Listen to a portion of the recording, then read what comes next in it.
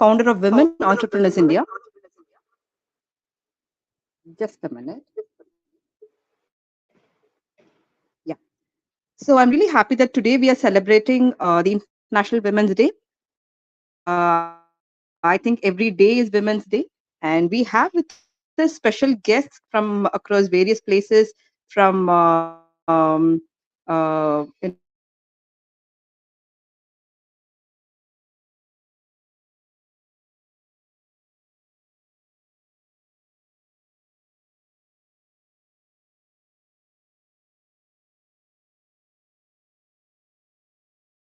take the of Sampurna ma'am, and then we'll go ahead with the questions.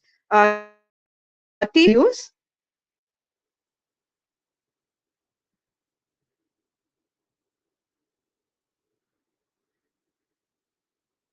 So Miss Sampurna Ganguly is the founder of Silky Crafts.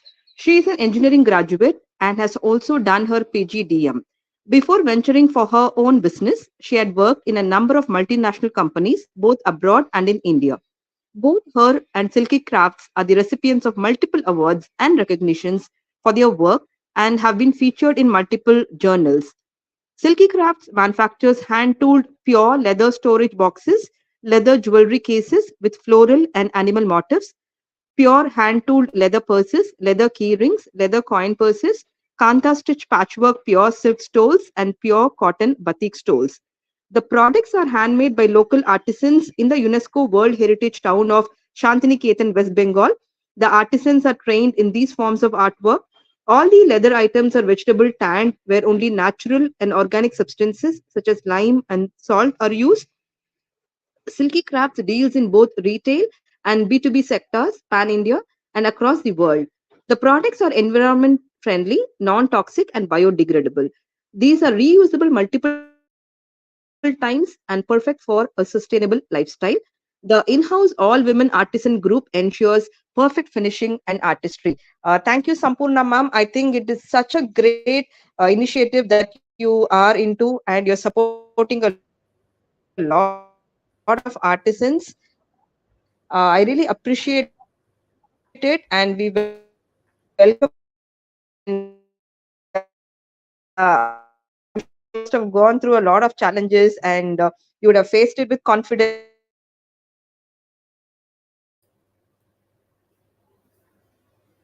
I'm really happy that you are able to overcome it. Thank you, ma'am.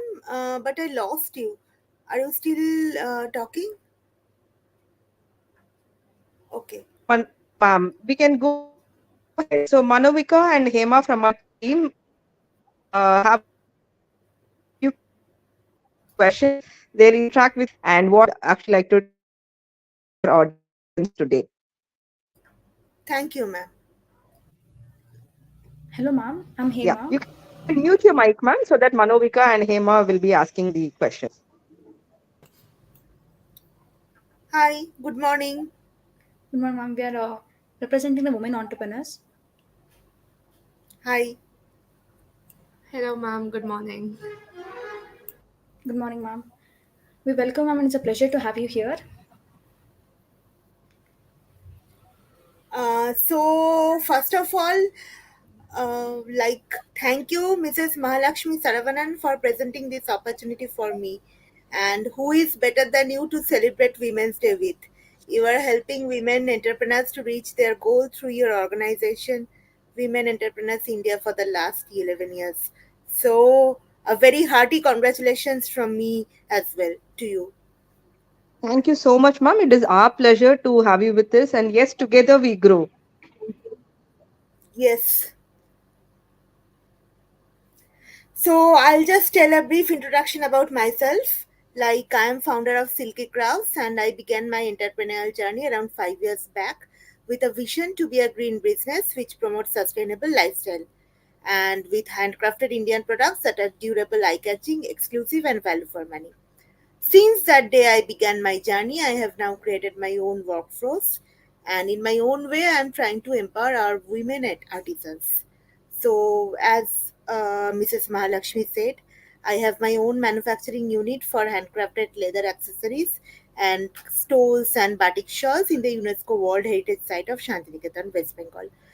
So we have an all-women expert artisan group who handcraft these items with utmost care and love. And we try to take care of their well-being and financial needs as much as possible. So they are not just my employees, they are also my friends and colleagues. And together with these incredible women, we form the Silk Crafts family. So, as we all know, women have multiple roles, even me as well as my women artisans. So, at the same time, they are like someone's wife, someone's mother, someone's daughter in law, and as well as they are working and making these beautiful articles. At the same time, they are also like have their own personal responsibilities which they have to take care of. So, yes, they have multiple roles, and I guess we all women are like, I am from Kolkata, West Bengal, the land of Ma Durga. So, Ma Durga, she has like 10 hands. So, I guess all of us, we are like uh, the women, we are like all are having like we are having multitasking jobs, and we are all doing this multitasking like similar to the goddess Durga.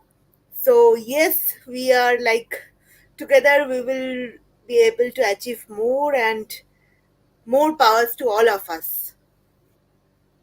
So let's start with the questions, ma'am. Team, could you please start your questions? Oh, yes, ma'am. Can I know what inspired you to start your own business, ma'am? Yes, like before starting my own company, I was working in a number of corporate companies. My like along initially like of course I had the vision to showcase Indian beautiful handicraft products, and so Shanti, I have always been fascinated by Shantiniketan and its history, Tagore, and a very powerful woman, Mrs. Pratima Devi, who is daughter-in-law of Rabindranath Tagore. So she actually, along with the help of local artisans, she started this Shantiniketan craft and batik as well. At the same time, I wanted to start an equal opportunity workplace, a safe place for women. And these ladies, like as since we have an all women artisans groups, I try to make the place as much as safe and secure for these ladies. Like we have all the CCTVs and like fire extinguisher and the normal things actually, because we wanted it not to be their only workplace. This is one place where I also wanted them to exchange their emotional ideas, emotional well-being, and where they feel comfortable with each other and very safe with each other. So that's the like principle behind me for starting an all women workplace. I wanted to build a safe place for women workforce.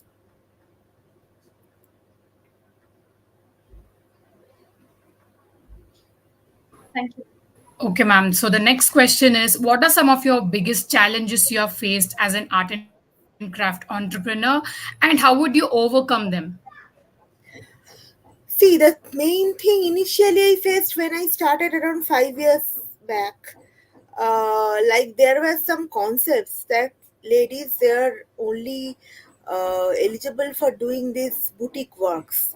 So like they were like, oh, you are doing these boutique things, and like for ladies only, for this is as a hobby. Like they used to like, especially from some what can I say? Like some people they used to say this is just a hobby. This is just a time pass kind of thing. This is not serious. So you will just in your spare time. You don't need to work. You don't need to make money, or you don't need to empower women artisans or nothing like that. So you just want to like time pass kind of thing, and only you are just doing a boutique job. They didn't have the concept of this all ladies workforce of making these items. Even for Shantiniketan UNESCO Heritage, they were like, okay, ladies only do this kind of boutique kind of job, and nothing serious. They can't do anything serious. And yes, initially when I started, I there were like regardless of my background and whatever, like there were people who were trying to think it is very easy, like what can I say, like uh, to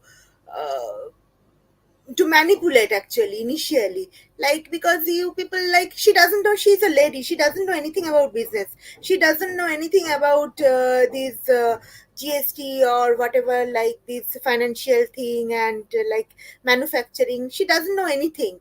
Like whatever we say, she will be perfectly fine with me. This is the thing. Initially for the first 1 or 2 years I struggled a lot. Even there were like people like, she's very novice, like this is a misconcept, like not only for me, I'm sure many of the women entrepreneurs like feel like this, like she is just doing this for time pass, she's not serious, she will leave it within 1 or 2 years, like that's it. She does, just has nothing to do, she will just carry around, and for 1 or 2 years then she'll just leave it all. She will feel for frustrated, or she'll be very happy in her own life and something like that. And I want to say you something very recently, some very recent thing. See, I just bought my own unit in Shantiniketan. Previously, I was using a rented place. Now, the funny thing is, like that, the lawyer from the people whom I bought this place, he wrote about me, my profession, housewife. So this is like as if I'm not doing it myself, I'm doing it on my husband's behalf or someone's behalf. So actually I'm in the process of correcting that thing, because I should correct the thing, it shouldn't, right? But just I want to let you know, like the mindset of some people, like till now, like now it's a long way I have come, but still like they have written it as housewife, my profession as housewife. So yeah.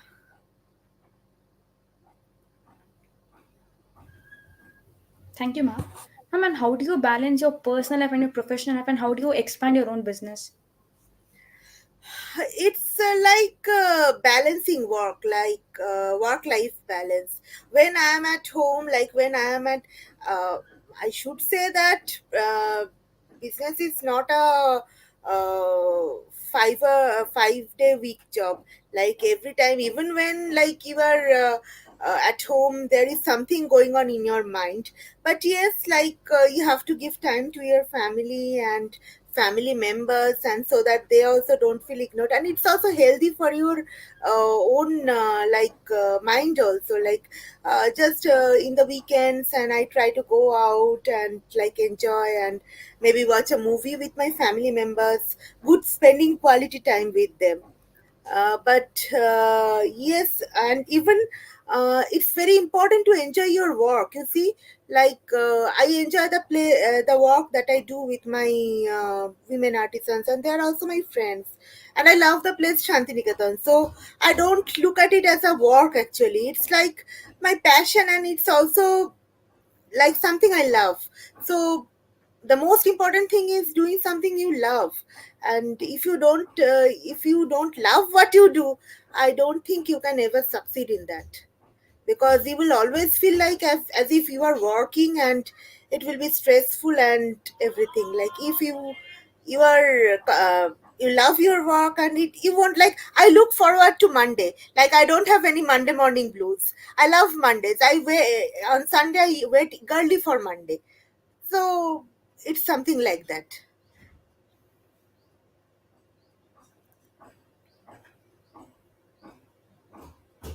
Thank you, ma'am. So any more questions from Hema and Manovika? No, ma'am. Ma'am, I have a question. What Yeah, please. advice would you give to upcoming female entrepreneurs, and like on like how should we run the business, or how should we start, where should we start from? Follow your passion. If you just do something for the sake of doing, you won't succeed or you won't like it. Like, follow your passion, follow your instinct. That I have great success at. Like, if I am not sure about something, I follow my instinct, and uh, most of the time I'm right. Like, when I feel like, if I feel that I won't be successful in this venture, I won't want to do work with this person. I have always like this thing. And we, as women, we have good instincts, trust me when I say that. Like, we have a hunch, like what is going to work, and what is, that is something we are blessed to have with. Just follow your passion, do what you love, and uh, do it like as if you have to do it. Just follow the path. Like, don't take it lightly, because there is nothing, no substitute for hard work. Like, hard work is, you have to do it. Like, when you see, you have to do it. And another thing I see is, like, just don't take a business as a hobby, take it seriously. Like, you there is, trust me, there is no, like, at least for the initial 1 or 2 years, there is, this is not a 9 to 5 job. Like, you have to sleep, breathe, eat your business. Yes, I know it's hard, but it's what, at least for the initial, like, years. But the taste of success is sweetest. Yes, ma'am, I think I would agree with whatever you have told. It's Yes, quite enlightening. Thank you for your time and your experience with us, ma'am. thank you. Ma'am, just a minute. So I think Manovika and Hema asked brilliant questions and you answered in a brilliant way. I could resonate with the Monday mornings which you mentioned, right? Most of us as entrepreneurs, we look forward to Mondays. We don't have that kind of Monday morning blues, right? Yes, And yes. yeah, so we appreciate your efforts in terms of empowering the artisans, and you have been doing an incredible job. We would like to do something in your locality, West Bengal, and you are a great inspiration for many women out there. So thank you so much for joining us today and sharing your thoughts, ma'am, and wish you good luck. Thank you, ma'am. As same here, you are also an inspiration for many of women entrepreneurs. What you are Thank doing you, is ma'am. an Thank you. incredible job. Thank you so much, ma'am. Thank you. Good day, ma'am. Bye. Good day, ma'am. Heman, Manavika, please ask the other team members to join who is going to interview Dr. Manjula Devi. Okay. Yes, ma'am, I'm doing it right now. So we have with us our next guest, Dr. Manjula Devi. She is my close friend, and we have been in touch with each other for the past 10 years, I believe so, right, ma'am? Yeah, almost. We are in the 11th year now. We are in the 11th year now, right? So over the years, we have seen each other's challenging times, and we have been of support to each other. And there is so much to share about Manjula ma'am. She's an incredible communication expert. She does a lot of marriage counseling, and she's also making these Otano soaps, and she's a very creative person. She makes a lot of wonderful jewelries and other creative products. So I think it will be good to understand your journey and what you'd like to advise to the viewers who get inspired through your talk. So we have with us our team, Arya and who else? Manovika, Arya and Ma'am, could you let Charitra in? He is the one. Charitra. Okay, I can't see Charitra is Charitra. Charitra is not in the studio at all. Please ask him to rejoin. Meanwhile, you can start. So, Manjula ma'am, you can give a brief intro. Yeah. Meanwhile, Arya will start the questions in a minute.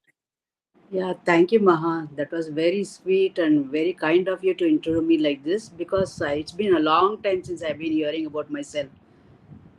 So many reasons like Corona and all other Yeah. personal reasons and all that. But still, we are surviving.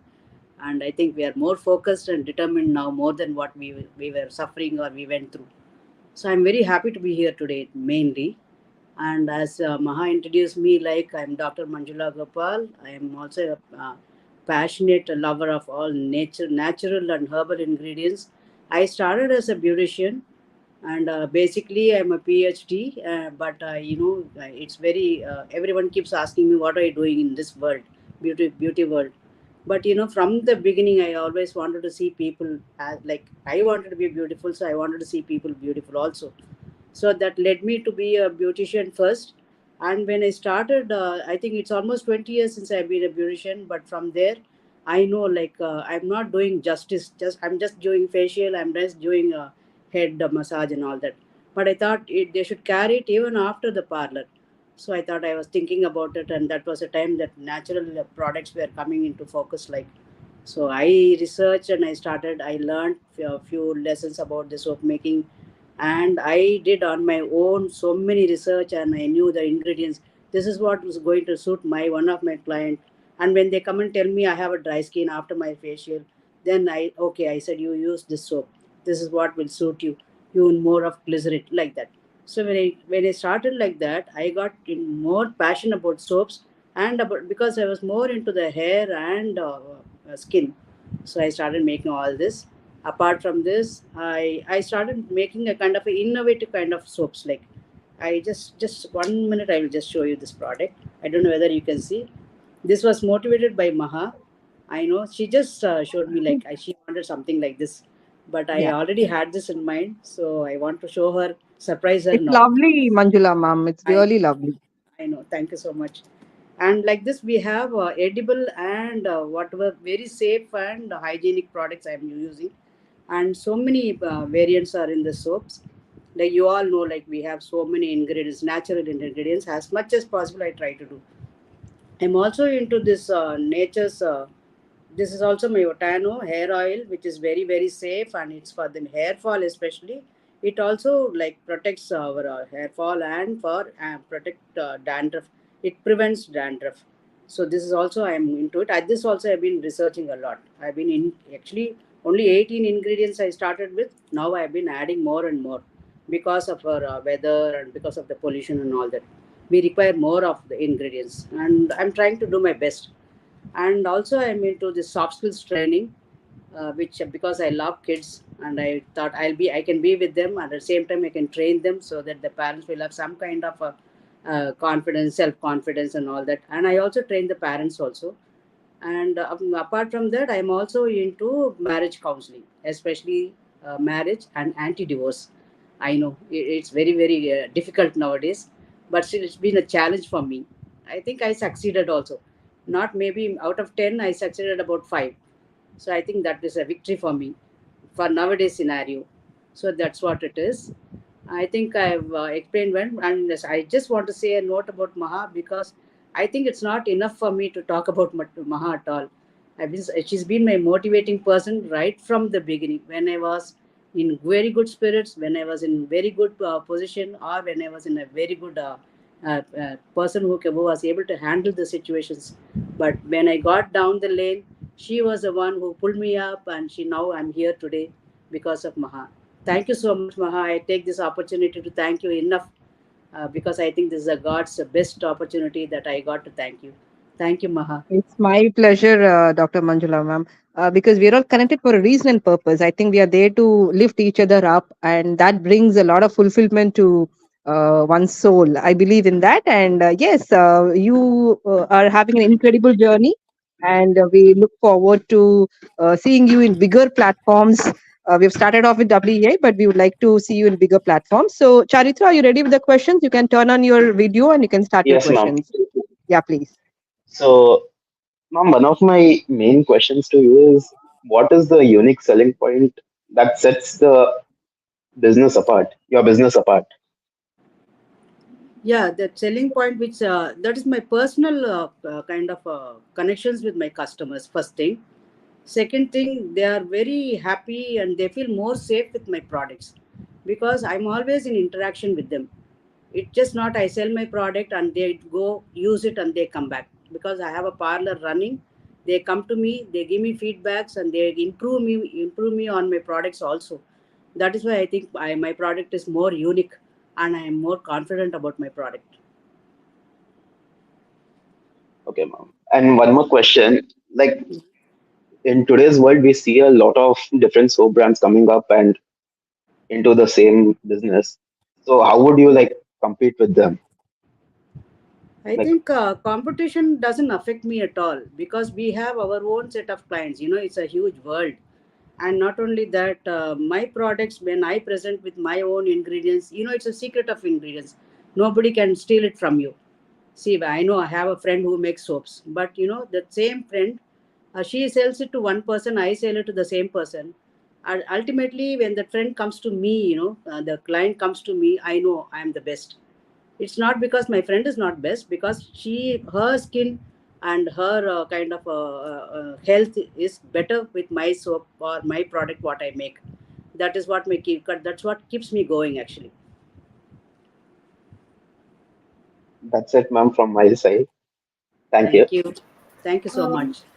I have a question. Yeah. I'm just curious to know, do you prepare all, like, what is your scale of manufacturing? Do you prepare all the products on your own, or do you have a workforce with you who helps you or assists you in preparing all of the products?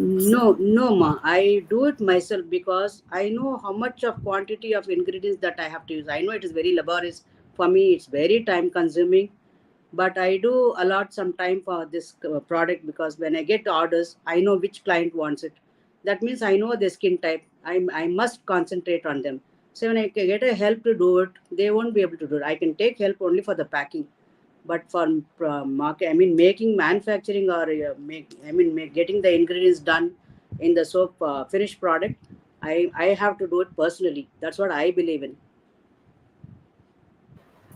Yes, ma'am, I can understand that. It's your own personal touch that sets your Yes. product apart with Yes. the market products, right? It happens when you're in a parlor, you need only one person to do facial for you. They don't want you to tap your skin and all that. It's like that same way it is.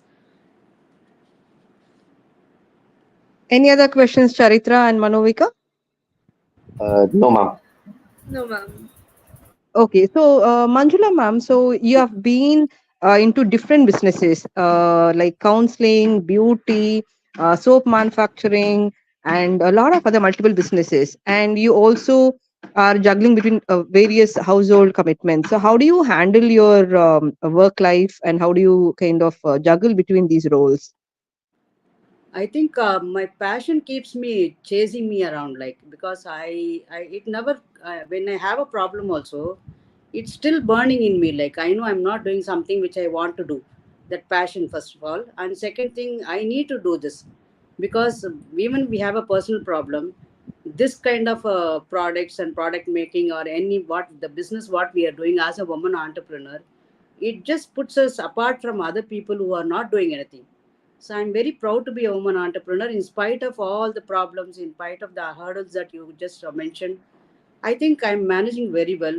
When we go down, we need someone. That someone is, first thing is my husband, my son.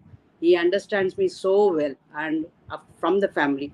And I would like to add again Mahalakshmi Sarvanan as a family member here, who she always kept me going. So I think I'm managing very well with your motivation, Maha. I'm very happy, and I want you to do it for youngsters also, and I want to do it for everyone who are. I mean, it's a most need of the hour. This kind of a motivation. Sure, ma'am. So I'm feeling really humbled with your kind words. And one last question I have. See, I Yeah. could see a lot of people are making soaps these days. They, undergo training and, they make soaps and different beauty products. Why is that women are not able to create a bigger enterprise? Why are women sticking on to only home-based business? Do you think there is a bigger challenge which doesn't let them compete with big companies by setting up a bigger manufacturing company? Yeah, I think that can be possible because of the networking we are doing now. I think the networking. See, if somebody is from north, somebody is from east or west or whatever it is. I think this WA will be a great platform. I would like to extend, as you say. I don't want to sit and just sit in a small world and do only household product. Like, I would like to extend, but only thing, like, we need someone to push us to the directions. So WA will be of great support. I think. I think all of you agree with this. Because we may know what to do, but we may not the people, like how whom to contact, or where to contact and how to do about it. That's the problem mainly. And of course, I do have a problem with kind of technical problems. All that, if some kind of a support is there, I would like to move forward. Personally, I feel that. Absolutely. Absolutely, ma'am. I think we are there to back you up, and we look forward to seeing you in bigger platforms. And you have to go commercial, like bigger ones. And of course, you can take licenses, and you can set up a bigger manufacturing facility with the government's funding support and also WA support, ma'am. Yeah. Thank you Yeah. so much. Thank, Thanks to everyone. thank you, Nice ma'am. hearing Thank you you. for your valuable time. Yes, ma'am. Thank you. Any final thoughts? Any advice to women entrepreneurs? Yeah, of course, I want each and every woman or girl to even start thinking early, even before becoming a woman or something. Like, we need to start it very early. Like, you should have it from your school time. You should not just think of only studies. This is going to help you right till the end. See how I'm managing now, in spite of my family issues with the finance and whatever it is. This is going to give me some very good kind of a mental peace. And not only that, if I'm going to do it in a bigger way, I think financially I am really going to benefit. So from the school inception, I think we have to start this, becoming a woman entrepreneur, or imbibing in them the thought of becoming a woman entrepreneur. I really I want it in everyone, every woman I want. Awesome, ma'am. So thank you so much for joining us and sharing your valuable thoughts, and wishing you good luck in your endeavors. Thank you. Thanks to all. Thank you, ma'am. Yeah. So next, we have Manavika. Can you help me with the other two team members? Ma'am, next I am itself the team. Okay. Yeah. And we have Satyabama Nachiyar, ma'am. Ma'am, could you please turn on your video? Yes, ma'am.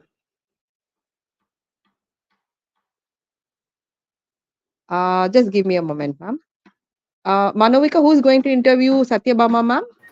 Ma'am, just a minute. Yeah. I'm checking it right now. Yeah. Ma'am, just give us a moment. So we have a few members who are going to interview you.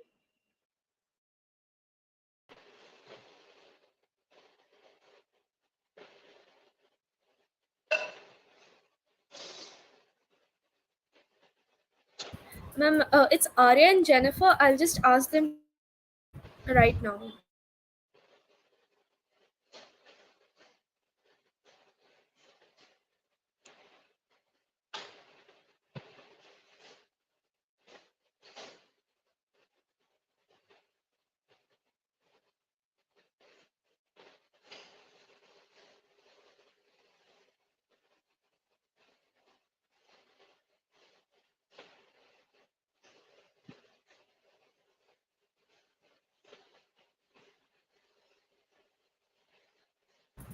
Ma'am, Arya and Jennifer are already there. Could you let them in?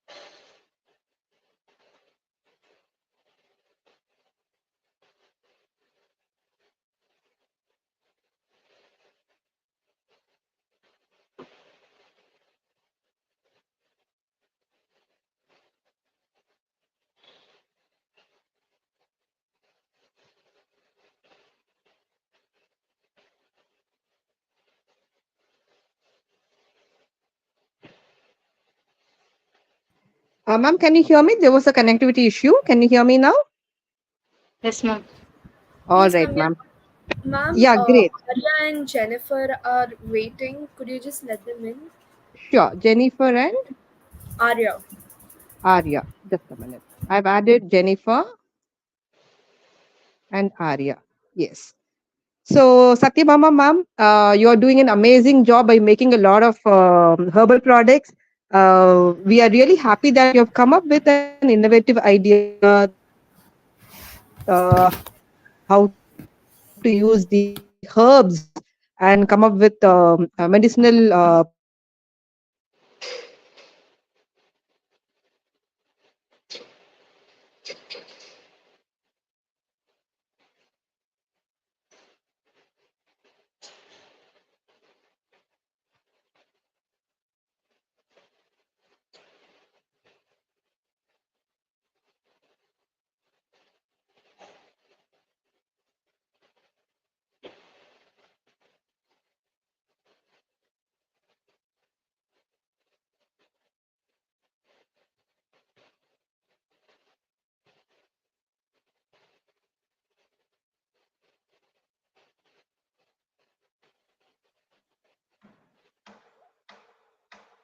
I think ma'am is having network issues. Ma'am, you can Yeah, introduce yourself. I have connectivity issues, Jennifer and Obama ma'am. So please introduce yourself and then we'll go ahead with the questions. Okay ma'am. என்னோட பேர் சத்யபாமா நாச்சியார். நான் திருநெல்வேலி டிஸ்ட்ரிக்ட்ல இருக்கேன். என்னோட village வந்து கொஞ்சம் remote village தான். Schoolings தான் நான் இங்கே தான் பண்ணேன். எங்க ஊர்ல கள்ளிக்குளம்லயே யூஜி வந்து அவினாஷிலிங்கம் யூனிவர்சிட்டியில பண்ணேன். மாஸ்டர்ஸ் வந்து இங்கே திருநெல்வேலியில தான் பண்ணேன். MBA HR பண்ணேன். அதுக்கப்புறம் ஹவுஸ் ஒய்ஃபா தான் இருந்தேன். குழந்தைங்க அப்படியே போயிட்டே இருந்துச்சு. அதுக்கப்புறம் நான் படிச்ச டயட்டிஷியன் தான். நான் வந்து இப்போ என் பசங்களே ஒரு 10 to 12 இயர்ஸ் நான் ஹாஸ்பிட்டலுக்கே கூட்டிட்டு போக மாட்டேன். என்ன இருந்தாலும் நான் ஹெர்பல் மெடிசன்ஸ் தான் யூஸ் பண்ணுவேன். ஸோ நான் அதை ரொம்ப பிலீவ் பண்றதுனால சரி நம்ம ஏன் அதை நான் பிசினஸா கொண்டு போக கூடாது அப்படின்னு நினைச்சுதான் நான் அந்த ஜேர்னிக்குள்ள உள்ள வந்தேன் மேம். இதுதான். Super, ma'am. Arya and Jennifer, you know Tamil? Yes, ma'am. Yes, ma'am. Please go ahead in Tamil. Ma'am, actually வந்து நானும் அவினாஷ் லிங்கம் தான் படிச்சிருந்தேன். And good to know that you're also from Avinash Lingam. Yes, Jennifer and Arya. Yes, ma'am. Good morning, ma'am. We're from Women Entrepreneurs. Arya will be going ahead with the questions. Ma'am உங்களுக்கு என்ன inspire பண்ணுச்சு ma'am herbal products தான் start பண்ணுவோன்னு apart from treating your son உங்க சன்னை treat பண்றது அதை விட என்ன இன்ஸ்பயர் பண்ணுச்சு உங்களை? இல்ல இப்ப நான் வந்து இப்போ நமக்கு ஒரு தலைவலினா கூட எல்லாரும் ஹாஸ்பிட்டல் போகும்போது எனக்கு ரொம்ப ஆச்சரியமா இருக்கும். ஏன் அவங்க ஹாஸ்பிட்டல் போறாங்கன்னு சொல்லிட்டு நம்ம கிச்சன்ல இருக்கிற திங்ஸை வச்சு 20 வியாதிகளை நம்மளால குணப்படுத்த முடியும். இப்போ அது நான் இப்போ ஒரு எக்ஸாம்பிளுக்கு சொல்றேன். இப்போ ஒருத்தங்களுக்கு வந்து அனிமிக்கா இருக்குன்னா நம்ம டாக்டர் கிட்ட போவோம். இல்ல டாக்டர் வந்து ஒரு டானிக் கொடுப்பாங்க, ஒரு ஹீமோகுளோபின் டேப்லெட் கொடுப்பாங்க. அது சாப்பிட்டா உடனே கான்ஸ்டிபேஷன் வரும். ஆனா அவங்க அதே தான் கொடுத்துருவாங்க. ஆனா அவங்க ஒரு ஆட்டோ டிரைவரா இருப்பாரு, ஒரு பேங்க் மேனேஜரா இருப்பாரு. 2 பேத்துக்கும் அதே ட்ரீட்மெண்ட் தான் டாக்டர் கொடுப்பாங்க. ஆனா நாங்க எங்க கிட்ட வந்தா என்ன பண்ணணும், ஆட்டோ டிரைவர்னு அவங்களுக்கு கீரை சமைச்சு சாப்பிடுங்க, முருங்கைக்கீரை சூப் வச்சு கொடுங்க, அது எப்படி குடிக்கணும்னு கூட சொல்லி கொடுப்போம். இது பேங்க் மேனேஜரா இருந்தா அவங்களுக்கு பொமேகிரானேட் ஜூஸ் கொடுக்க சொல்லுவோம், நம்ம டேட்ஸ் சாப்பிட சொல்லுவோம். சோ என்னெல்லாம் வந்து ஒருத்தங்க வியாதியை அவங்க எந்த லெவல்ல இருந்தாலும் குணப்படுத்த முடியும் அப்படின்றத வந்து கண்டிப்பா மக்களுக்கு தெரியணும். ஏன்னா எங்க ஊர்ல எல்லா ஹெர்பல்ஸும் இருக்கும், ஆனா அவங்களுக்கு அதை எப்படி எடுத்துக்கணும்னு தெரியாது. இப்ப எங்க வீட்டுக்கு ஆப்போசிட்ல நிறைய துத்தியல் இருக்கும், அது பைல்ஸ்க்கு பெஸ்ட் மெடிசன் தான். ஆனா அவங்க பைல்ஸ்க்கு வந்து டாக்டர் கிட்ட போவாங்க, 1 வீக்ல அகைன் மறுபடியும் சரியாகும், திருப்பி டாக்டர் கிட்ட போவாங்க. இந்த அவேர்னஸ் மக்களுக்கு வரணும்னு எனக்கு ரொம்ப ஆசைப்படுவேன். ஏன்னா நான் சொல்ற விஷயம்லாம் அவங்களுக்கு வந்து புரியும். அப்ப சொல்றவங்க எல்லாம் ஃபாலோ பண்ணிட்டு நல்ல ரிசல்ட் இருக்கு அப்படின்னு சொல்றதுனால சரி நம்ம இதை பிசினஸா எடுத்துட்டு போலாம் அப்படின்னு நினைச்சேன். அவ்வளவுதான். Okay ma'am. எந்த சேலஞ்சஸ் ஃபேஸ் பண்ணிருக்கீங்க மேம் உங்க பிசினஸ் ஸ்டார்ட் பண்ணும்போது? என்ன எப்படி பேப்பர் ஒர்க் ஃபுல்லாவே எங்களுக்கு தெரியல. ஏன்னா நம்ம ஃபர்ஸ்ட் ஜெனரேஷன் ஆண்டர்பிரினர் தான். ஆனா பேப்பர் ஒர்க் இப்ப வரைக்கும் பேப்பர் ஒர்க் நான் ரொம்ப ஸ்ட்ரகிள் பண்ணிட்டு தான் இருப்பேன். ஏன்னா இங்க யாருக்குமே அந்த ஐடியா இருக்காது. நம்ம ஸ்டார்ட் அப் போனாலும் அவங்களுக்கும் அது தெரியாது. ஒரு பார்கோடு வரைக்கும் இப்போ நான் 1 வீக்கா ஒரு EAN பார்கோடுன்னு ஒரு பார்கோடு இருக்கு, அதை பத்தி சூப்பர் மார்க்கெட்ல கேட்டா கூட அவங்களுக்கு தெரியல எங்க வாங்கணும் எப்படி வாங்கணும்னு சொல்லிட்டு. சோ அந்த பேப்பர் ஒர்க் வந்து ரொம்ப கஷ்டமா இருக்கு. இதுக்கு ஒரு புக் போட்டா கூட பரவாயில்லன்னு நினைப்பேன். இனிஷியலா ஸ்டார்ட் பண்றவங்களுக்கு என்னென்ன பேப்பர் ஒர்க் எல்லாம் இருக்கு, அது எங்கெங்க போய் வாங்கணும் அப்படின்னு சொல்லிட்டு அது ரொம்ப கஷ்டமா இருக்கு இப்ப வரைக்கும். மேம் ஒரு இம்பாக்ட் சொல்லுங்க. பேசுங்க பேசுங்க. இல்ல நம்ம ஆன்லைன்ல சர்ச் பண்ணி தான் அதை நம்ம பண்ணி அதை நம்ம ஓவர் கம் பண்ண வேண்டியது இருக்கு. நம்மளே தான் தேடி தேடி ஒருத்தர்கிட்டயா பேசி அந்த மாதிரி தான் பண்ண வேண்டியது இருக்கு. வேற இது கரெக்டா ஒரு கைடன்ஸ் இல்ல. ஆபீஸ்ல இருந்து ஹெல்ப் பண்றாங்களா, like to get paper work? எங்கம்மா? பேப்பர் ஒர்க்குக்கு யாருனாச்சும் ஹெல்ப் பண்றாங்க ஆபீஸ்ல வந்து விட்டு? இல்ல யாரும் ஹெல்ப் பண்ணல. ஆடிட்டர் கிட்ட கேட்போம். அவங்களும் வந்து சம்டைம்ஸ் தெரியாதுன்னு தான் சொல்லுவாங்க. அவரை ஃபுட் சேஃப்டி ஆஃபீஸரை பார்க்க போவோம். அவங்க கேட்குற கொஸ்டின்ஸ்க்கு நாம தான் ஆன்சர் பண்ணணும். திருப்பி அவங்க கொஞ்சம் ஒரு கொஞ்சம் எப்படி சொல்ல கொஞ்சம் ஹார்ஷா பேசினா கூட அதுக்கு ஒரு பதில் சொல்லி, ஏன்னா எனக்கு எல்லாமே புதுசுன்றதுனால இனிஷியலா பேப்பர் ஒர்க் ரொம்ப கஷ்டமா இருந்துச்சு.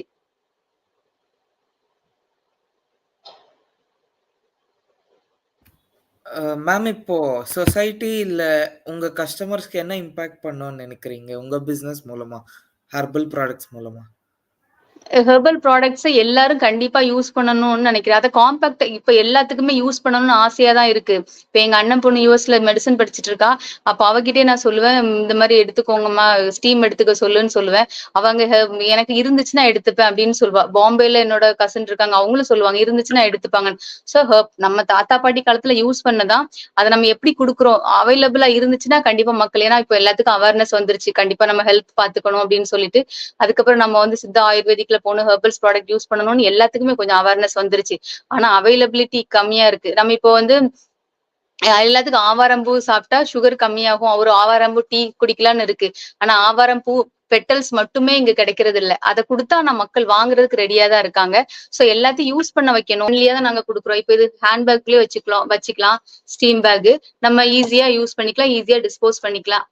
அது இருக்கணும். அப்படிதான் நாங்க ப்ராடக்ட கொடுக்குறோம். எல்லாத்தையும் யூஸ் பண்ண வைக்கணும்னு நான் நினைக்கிறேன். மேம் ப்ராடக்ட் பக்கத்துல வச்சிருக்கீங்களா? Can you show us your products? அத கொஞ்சம் எக்ஸ்பிளைன் பண்ணுங்க மேம். என்ன மாதிரி ப்ராடக்ட் நீங்க வச்சிருக்கீங்க, எதுக்கு பெனிஃபிஷியல் சொல்லுங்க மேம். இது வந்து ஹெர்பல் ஸ்டீம் பேக். இது கோல்டு, காஃப், ஸ்னீசிங், ஹெட்ஏக் இதுக்கெல்லாம் வந்து நம்ம டாக்டர் கிட்ட போனா அவங்க மென்தால் கொடுப்பாங்க, கிரீன் கலர்ல இருக்கும். அது 100% கெமிக்கல். அது வந்து நம்ம குழந்தைங்களோ பெரியவங்களோ நிறைய நம்மளே எடுத்துக்க கூடாது. ஆக்சுவலி நிறைய தடவை நம்ம ஸ்டீம் எடுத்துக்கிட்டோம்னா நமக்கு ஒரு இரிட்டேஷன் இருக்கும். ஆனா நம்ம வந்து இது வந்து ஃபுல் 100% பியோர் ஹெர்பல்ல பண்ணிருக்கோம். இப்படிதான் ஒரு பவுச் உள்ள இருக்கும். இந்த பவுச் நீங்க உள்ள போட்டுட்டு ஸ்டீம் எடுத்துட்டு திருப்பி அந்த பவுச் அப்படியே தூக்கி வெளியே போட்டுடலாம். ஈஸியா கேரி பண்ணிக்கலாம், ஈஸியா டிஸ்போஸ் பண்ணிக்கலாம், யூசர் ஃப்ரெண்ட்லியா இருக்கும். எத்தனை தடவை வேணாலும் ஸ்டீம் எடுத்துக்கலாம், நீங்க எப்ப வேணாலும் ஸ்டீம் எடுத்துக்கலாம், யார் வேணாலும் ஸ்டீம் எடுத்துக்கலாம். அதுக்கப்புறம் இது ஃபேஷியல் ஸ்டீம் பேக். ஆமா, இது ஃபேஷியல் ஸ்டீம் பேக். இது வந்து நமக்கு வந்து பார்லர் போக முடியாது, பார்லருக்கு அஃபோர்ட் பண்ண முடியாது, குழந்தைய வச்சிருப்பாங்க, இந்த டக்குன்னு ஒரு ஃபங்க்ஷன் வந்துடும். ஸோ அவங்களுக்கு என்னன்னா நார்மலா எல்லாருமே வீட்டுல ஒரு பேக் போடுவோம். இது கடலமாவா இருக்கட்டும், வேற எதுவா இருந்தாலும் ஒரு பேக் போடுவோம். அந்த பேக் போட்டுட்டு இந்த ஸ்டீம் எடுத்துக்கிட்டோம் அப்படின்னா நமக்கு ஃபேஸ் வந்து கண்டிப்பா பிரைட்டா இருக்கும். நீங்க பிஃபோர் ஆஃப்டர் இமேஜ் கூட எடுத்து வச்சுக்கலாம், நீங்க கிராஸ் செக் பண்ணணும்னா. அந்த அளவுக்கு இது 100% ரிசல்ட் கொடுக்கும். பிம்பிள் ஆக்னே எல்லாம் இருந்துச்சுன்னா மறுநாளே உங்களுக்கு சஸ்டெயின் ஆயிரும். அதுக்கப்புறம் நாங்க இப்ப அடுத்தது என்ன பண்றோம்னா, இப்போ வந்து ஆவாரம்பு பெட்டல்ஸ் இருக்கு. இந்த பெட்டல்ஸ் மட்டும் நம்ம மட்டும் தான் கொடுக்குறோம். ஏன்னா எல்லாரும் ஆவாரம் பூவா மொத்தமா கொடுப்பாங்க. அதுல வந்து லீஃப் இருக்கும், அந்த இது எல்லாமே இருக்கும், பட்ஸ் எல்லாம் இருக்கும். இது வந்து பெட்டல்ஸ் மட்டும் தனியா நாங்க வந்து எடுத்து வச்சிருக்கோம். இது மட்டும் எதுக்குன்னா, இது வந்து நம்ம டயபெட்டிக் டீயா கொடுக்கலாம் அப்படின்னு சொல்லி டீ வந்து ஒரு 10 வெரைட்டிஸ் இப்ப பண்ணிட்டு இருக்கோம், அப்கமிங் ப்ராடக்ட். அதுக்கப்புறம் டீடாக்ஸ் வாட்டர் பவுச், அது டெஸ்டிங்க்கு போயிட்டு இருக்கு. அதுக்கும் இதே மாதிரி ஒரு பவுச் தான் இருக்கும். இதை நம்ம வாட்டர் பாட்டிலுக்குள்ள போட்டு குடிக்கணும். ஏன்னா எல்லாத்துக்கும் யூரினரி இன்ஃபெக்ஷன் வருது, கான்ஸ்டிபேஷன் இருக்கு. அதுக்கப்புறம் வந்து எல்லாருமே தண்ணி பாடி டீஹைட்ரேட் ஆகுது, தண்ணி குடிக்கவே மாட்டேங்கிறாங்க குழந்தைங்க. அதனால நம்ம இப்ப இந்த வாட்டர் பாட்டிலுக்குள்ள போட்டு குடிச்சோம்னா, நீங்க ஒரு 3-4 லிட்டர் தண்ணி குடிக்கிறதுக்கு பதிலா இந்த பவுச்சை வாட்டர் பாட்டிலுக்குள்ள போட்டு குடிச்சதுன்னா நீங்க 2 லிட்டர் குடிச்சா போதும், அந்த எஃபெக்ட் கிடைக்கும். ஏன்னா ஃபுல் அண்ட் ஃபுல் நமக்கு ஆம்லா இருக்கு, பட்டை இந்த மாதிரி தான் இருக்கு, லெமன் பீல் இந்த மாதிரிதான் போட்டு வச்சிருக்கோம். ஸோ உங்களுக்கு நம்ம புதினா இந்த மாதிரி தான் போட்டிருக்கோம். அதை அப்படியே போட்டு எடுத்து குடிச்சிட்டு திருப்பி அன்னைக்கு டிஸ்போஸ் பண்ணிக்கலாம். ரீஃபில் பண்ணி குடிக்கணும். ஒரு நாளைக்கு ஒரு water pouch. Okay ma'am. So எல்லாம் வந்து இந்த பவுச்லயே நிறைய விதமான ப்ராடக்ட்ஸ் நீங்க மேக் பண்ணிருக்கீங்க. உங்களுக்கு பெரிய சப்போர்ட்னா யாருன்னு சொல்லுவீங்க மேம்? இதுல பெரிய சப்போர்ட்னா வந்து என்னோட பிரதர்ஸ், என்னோட ஹஸ்பண்ட், அந்த மாதிரிதான். இப்ப குழந்தைங்களுமே வந்து இப்ப பொதுவாவே நான் எல்லாத்துக்கும் என்ன சொல்லுவேன்னா, ஃபேமிலி சப்போர்ட் இல்லைன்னு சொல்லுவாங்க. அந்த மாதிரி சொல்லுவாங்க. நம்ம 1 ஹவருக்கு முன்னாடி எந்திரிக்கணும், 1 ஹவருக்கு அப்புறம் தூங்கணும். இதை ஃபாலோ பண்ணாலே நமக்கு நிறைய டைம் கிடைக்கும். அந்த 1 ஹவர்ல தான் நமக்கு இந்த வேலை கொஞ்சம் நமக்கு மத்தவங்க கிட்ட கோவப்பட்டுட்டு அந்த மாதிரி இருக்கும். 1 ஹவருக்கு முன்னாடி இருந்துச்சு அந்த மேக்ஸிமம் வேலை முடிஞ்சிடும். அதே மாதிரி நாம யூஸ்ஃபுல்லா தான் பண்றோம். இவங்க ஏதோ ஒரு விஷயம் நல்லா பண்றாங்க, ஏதோ அவங்களுக்கு ஒரு யூஸ்ஃபுல்லா பண்றாங்கன்னா கண்டிப்பா நம்ம ஃபேமிலியே சப்போர்ட் பண்ணுவாங்க. அவங்க ஆட்டோமேட்டிக்காவே இப்ப குழந்தைங்க கூட புரிஞ்சுப்பாங்க. நம்ம ஏதாவது கேம் விளையாடிட்டு சீரியல் பார்த்துட்டு இருந்தாதான் அவங்களுக்கு அம்மா நமக்கே டைம் ஸ்பெண்ட் பண்ணலான்னு இருக்கும். நான் நோட்ஸ் எடுத்துட்டு இருந்தா கண்டிப்பா என் குழந்தைய என் பக்கத்துல உட்காந்து படிக்க ஆரம்பிச்சிடும். இது உண்மை. அததான் நிறைய பேர் சொல்லணும்னு நினைச்சேன் நான். Very inspiring ma'am. I think நீங்க நிறைய விஷயம் நீங்க சொன்னீங்க உங்க ப்ராடக்ட்ஸ் பத்தி. அண்ட் எப்படி ஒரு மணி நேரம் முன்னாடி எந்திரிச்சு 1 மணி நேரம் பின்னாடி தூங்கினாலே மேக்ஸிமம் ப்ராப்ளம்ஸ் நம்ம அவாய்ட் பண்ணிடலாம். And we can build a strong ரிலேஷன்ஷிப்னு சொல்லியிருக்கீங்க. ஆர்யா அண்ட் ஜெனிஃபர், வேற எதாவது you have any other questions? Yes ma'am. நீங்க என்ன அட்வைஸ் கொடுக்குறீங்க மேம்? இப்போ பிசினஸ் ஃபீல்டுக்கு நியூ விமன் ஆண்டர்பிரினர்ஸ்க்கு என்ன அட்வைஸ் கொடுப்பீங்க? ஆமா, விமன் ஆண்டர்பிரினர் கிடையாது. இப்ப நார்மலாவே இப்ப உங்களுக்கே ஒரு பிசினஸ் பண்ணணும்னு நினைச்சீங்கன்னா உங்க ஊர்ல எந்த ப்ராடக்ட் எப்பவுமே கிடைக்கும், ஃப்ரெஷ்ஷா கிடைக்கும், எப்பவுமே அவைலபிளா இருக்கும், சீப்பா இருக்கும் அப்படின்னா அந்த ப்ராடக்ட் எடுத்துட்டு அதுல நீங்க என்ன பிசினஸ் பண்ணலாம்னு யோசிங்க. அதுதான் பிசினஸ். அப்படி உங்களுக்கு தெரியலன்னா என்ன காண்டாக்ட் பண்ணுங்க, நான் சொல்லித்தரேன். ஏன்னா எனக்கு வந்து எங்க ஊர்ல கிடைக்கிற ப்ராடக்ட் எல்லாமே பார்த்து எனக்கே ஆச்சரியமா இருந்துச்சு. இவ்வளவு ப்ராடக்ட் நம்ம சும்மா வச்சிருந்திருக்கோமேன்னு சொல்லிட்டு. நீங்க லெமன் கிராஸ் கேள்விப்பட்டிருப்பீங்க. அதே மாதிரி வந்து ஜிஞ்சர் கிராஸ்ன்னு ஒண்ணு இருக்கு. அது எனக்கே இங்கதான் தெரியும். பக்கத்து வீட்டுலதான் இருந்திருக்கு. அந்த சும்மா இருக்கிற நிலத்துல அவ்வளோ ஒரு அந்த ஜிஞ்சர் ஸ்மெல் வருது. நமக்கு நிறைய கிராஸ் இப்ப ஆனியன் கிராஸ் கேள்விப்பட்டிருப்போம். ஆனா நான் ஜிஞ்சர் கிராஸ் இதுதான் நான் ஃபர்ஸ்ட் டைம் நான் பாக்குறேன். அப்போ இந்த மாதிரி உங்க ஊர்ல என்ன ப்ராடக்ட் எப்பவுமே கிடைக்குது, சீப்பா கிடைக்குதுன்னா அதுதான் பிசினஸ். அதை வச்சு என்ன பிசினஸ் பண்ணலாம் நீங்க யோசிச்சீங்கன்னா எல்லாருமே சேவ் பண்ணலாம். Awesome ma'am. ஐ திங்க் நம்ம இல்ல ஜெனிஃபர், லைக் நம்ம பக்கத்துல இவ்வளவு விதமான ப்ராடக்ட்ஸ் இருக்குங்கிற விஷயம் நமக்கு கொஞ்சம் லேட்டா புரிஞ்சல. I think ma'am has captured the opportunity and she is making the best use of the products available within her locality. And you're amazing ma'am. ஏன்னா நிறைய புது இன்ஃபர்மேஷன் நீங்க கொடுத்துருக்கீங்க. And we wish you huge success in making this product globally available, and WA is there to back you up. Arya, any questions? Ma'am, இப்போ உங்க லைஃப்ல நீங்க business point of வியூல லோவஸ்டா இருந்தா என்ன உங்களை மோட்டிவேட் பண்ண to carry on with your business? இல்ல இப்போ எனக்கு வந்து நம்ம சொல்லாமன்னு தெரியல. நம்ம காசு ரெண்டாவது விஷயம். என்னை விட நிறைய படிச்சிருக்காங்க, நிறைய டேலண்டடா இருக்காங்க. சத்யா மேம், சத்யா ஒரே நிமிஷம். ஆர்யா நீங்க மியூட் பண்ணிக்கோங்க. நான் லைவ்ல வந்து மியூட் பண்ணலன்னா அவங்க பேசுறது கேட்காது. Yeah, thank you Arya. Ma'am you can continue. Sorry. Okay. இப்போ வந்து இதை சொல்லாமன்னு தெரியல. காசு அப்படிங்கிறது ரெண்டாவது விஷயம். என்னை விட டேலண்டடான பசங்க, என்னை விட படிச்சவங்க எல்லாருமே அடுத்தது என்ன பண்ணதுன்னு தெரியாம இருக்காங்க. அவங்க இப்போ என்னன்னா நான் கொஞ்சம் தைரியமானன்னா நான் ஒரு பிசினஸ்ல இறங்கிருக்கேன். சோ நான் கண்டிப்பா ஃபர்ஸ்ட் ஸ்டெப் எடுத்து வச்சுன்னா என் பின்னாடி வர்றதுக்கு நிறைய பேர் ரெடியா இருக்காங்க. சோ நான் நினைப்பேன் அவங்க எல்லாம் சும்மா இருக்க கூடாது, அவங்க எல்லாத்தையும் சம்பாதிக்க வைக்கணும் அப்படின்னு நான் நினைக்கிறேன். அது அவங்களுக்கு காசு தேவை. ஆனா அவங்க அந்த ஒரு ஸ்டெப் யாராவது எடுத்து வச்சா நமக்கு ஹெல்ப் பண்ண மாட்டாங்களா அப்படின்னு இருக்காங்க. சோ நான் ஃபர்ஸ்ட் ட்ரையல் அண்ட் எரர் பாக்குறதுக்கு நான் ரெடியா இருக்கேன் அவங்களுக்காக. கண்டிப்பா என் பின்னாடி நிறைய பேர் வருவாங்கன்ற நம்பிக்கையில. என்னோட பக்கத்து வீட்டுல எதிர்த்த வீட்டுல எல்லாம் இருக்காங்க அவ்வளோ டேலண்டடான பொண்ணுங்க. ஃபர்ஸ்ட் திட்டோ ஃபர்ஸ்ட் ஏச்சோ நான் வாங்கிக்கிறேன் அவங்களுக்காக. அப்புறம் அவங்க பின்னாடி வரட்டும். அவங்களுக்கு ஒரு பாத் போட்டு கொடுத்தேன். இப்ப நான் பேப்பர் ஒர்க்காக என்ன கஷ்டப்பட்டனோ அதை அவங்களெல்லாம் கஷ்டப்பட விட மாட்டேன். நான் கண்டிப்பா நான் சொல்லி கொடுப்பேன். அதனாலதான் நான் ஃபர்ஸ்ட் ஸ்டெப் எடுத்து வைக்கிறேன், என்னவா இருந்தாலும் பரவாயில்ல அப்படின்ட்டு. எஸ் மேம், நீங்களே ரொம்ப பேருக்கு இன்ஸ்பயர் பண்ணிருக்கீங்க. So it's really nice ma'am. Thank you. Thank you Mahalakshmi ma'am. உங்களுக்கு தான் ரொம்ப தேங்க்ஸ் சொல்லணும். No problem at all ma'am. இந்த ஜேர்னி இப்பதான் நம்ம ஸ்டார்ட் பண்ணிருக்கோம். அண்ட் உங்க ப்ராடக்ட்ஸ் நிறைய பேருக்கு ரீச் ஆகணும். ஏன்னா நீங்க சொன்ன மாதிரி தலைவலினா உடனே டேப்லெட்ஸ் தேடுறோம். அண்ட் அது எதனால வந்துச்சு, ஏன் தலைவலி, பிகாஸ் ஆஃப் ஸ்லீப் இஷ்யூஸா இல்ல பிகாஸ் ஆஃப் ஃபுட்டா என்னன்னு நம்ம யோசிக்க மாட்டோம் இல்லையா? So I think you have great medicine. வந்து இல்ல இப்போ உங்க எல்லாத்துக்கும் நான் சொன்ன பாடி ஹீட்டை மட்டும் மெயின்டைன் பண்ணிடுங்க.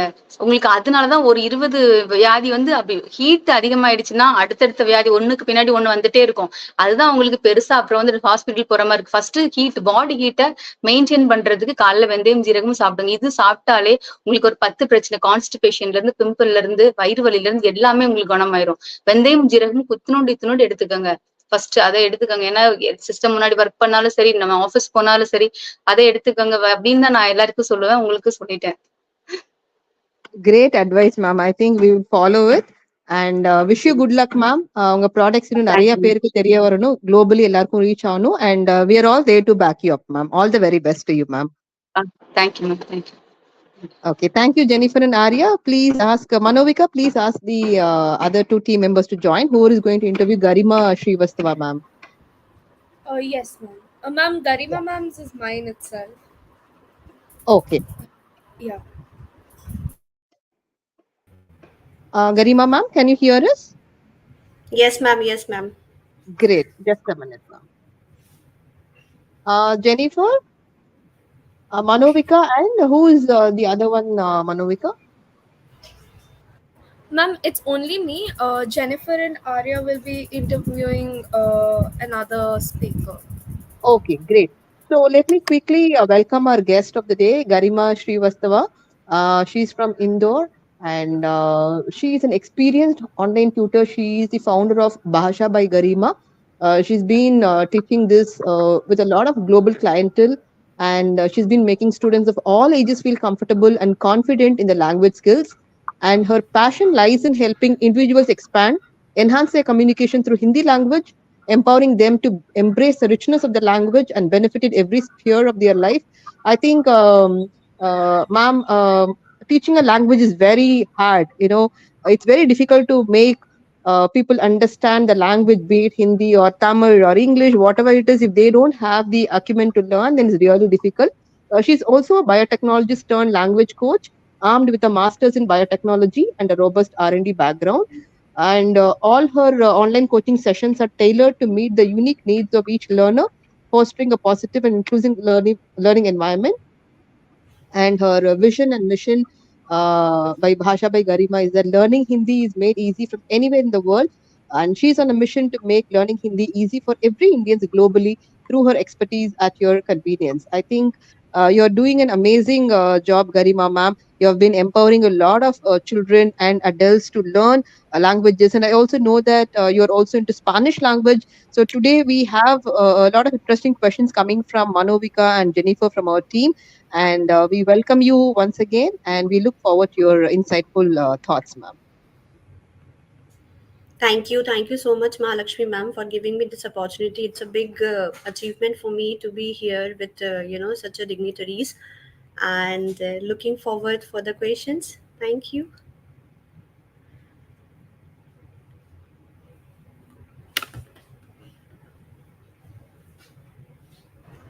I think ma'am is experiencing some internet issues before also, ma'am. There was some connectivity problems.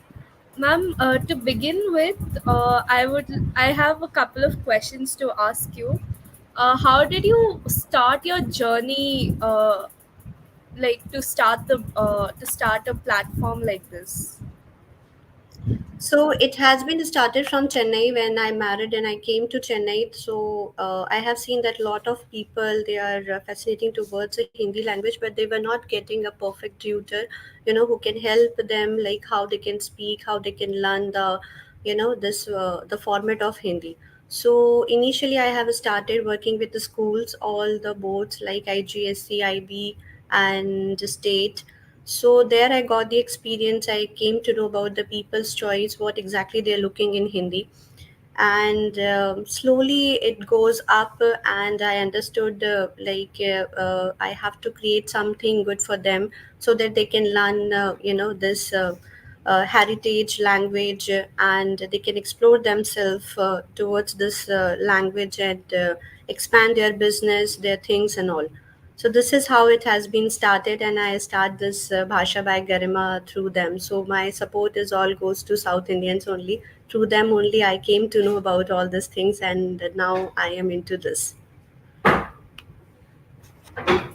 Ma'am, that's quite thoughtful. Actually, it makes the learning process easier for many students, I guess. So my next question would be like, what are some of the initial challenges that you have faced or that you are currently facing in order to reach the the targeted market, whatever you're looking forward for? See, when it comes for targeted markets, see all about the clients and leads only. So how we can generate the leads and how I can get the leads. So it's all about the marketing. How. So initially, the searching for leads, searching for those who are looking for Hindi language. That kind of challenge I was always facing. But yes, because of digital India, because of social marketing, it becomes very easy for me. And secondly, the clients, my main clients are from UAE, so they are being a good supporter for me throughout my journey.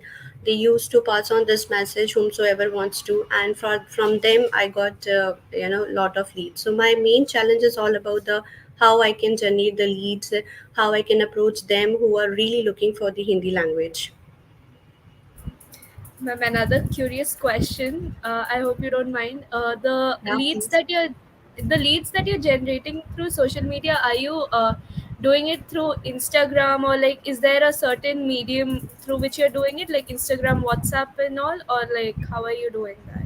See, we are into in all the possibilities of social media. It's not about the Instagram and this thing WhatsApp. It's about the LinkedIn as well, YouTube also, and we do have some websites also who are looking forward for generating leads. See, basically, generating leads is not the problem. Is that whether we are approaching the correct person or not, whether they are need in search of Hindi or not. That's the main thing.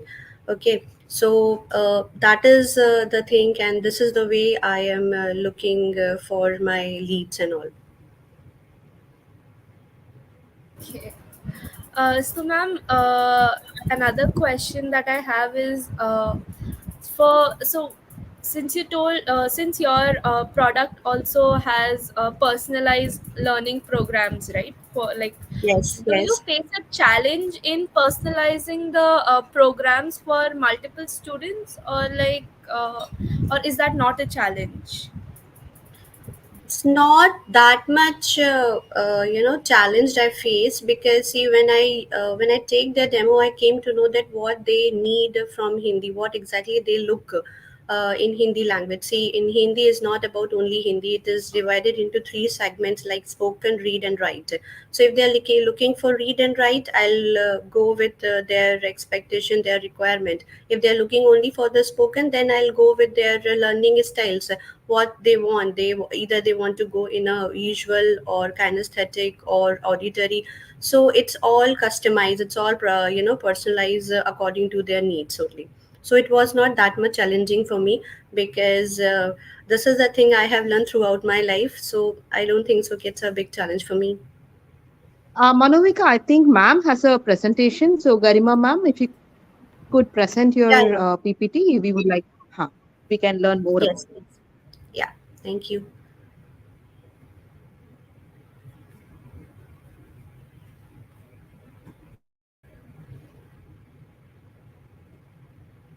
I hope you can see the screen. Yeah, Maha ma'am, can you see the screen, please? Let me know. Not yet. Okay, let me find it out.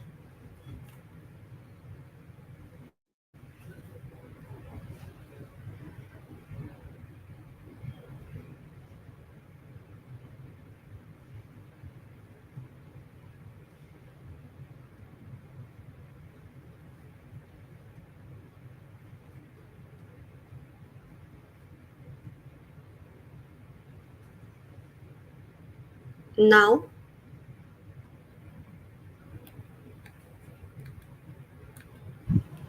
No, ma'am, it's still not I visible. think we are not able to see the PPT.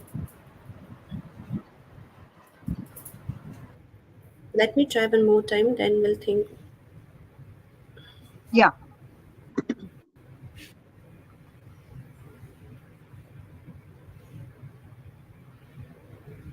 Or you can WhatsApp the PPT. We'll try to present it from our side, ma'am. Meanwhile, Manovika can interact with you, ma'am. Is it okay? Yes. That I'll do it. So give me 1 minute. Let me share. Yeah, Manuvika, Yeah. you can So you please please go share ahead. the PPT on WhatsApp. Yeah. Ma'am, I have a couple of more questions.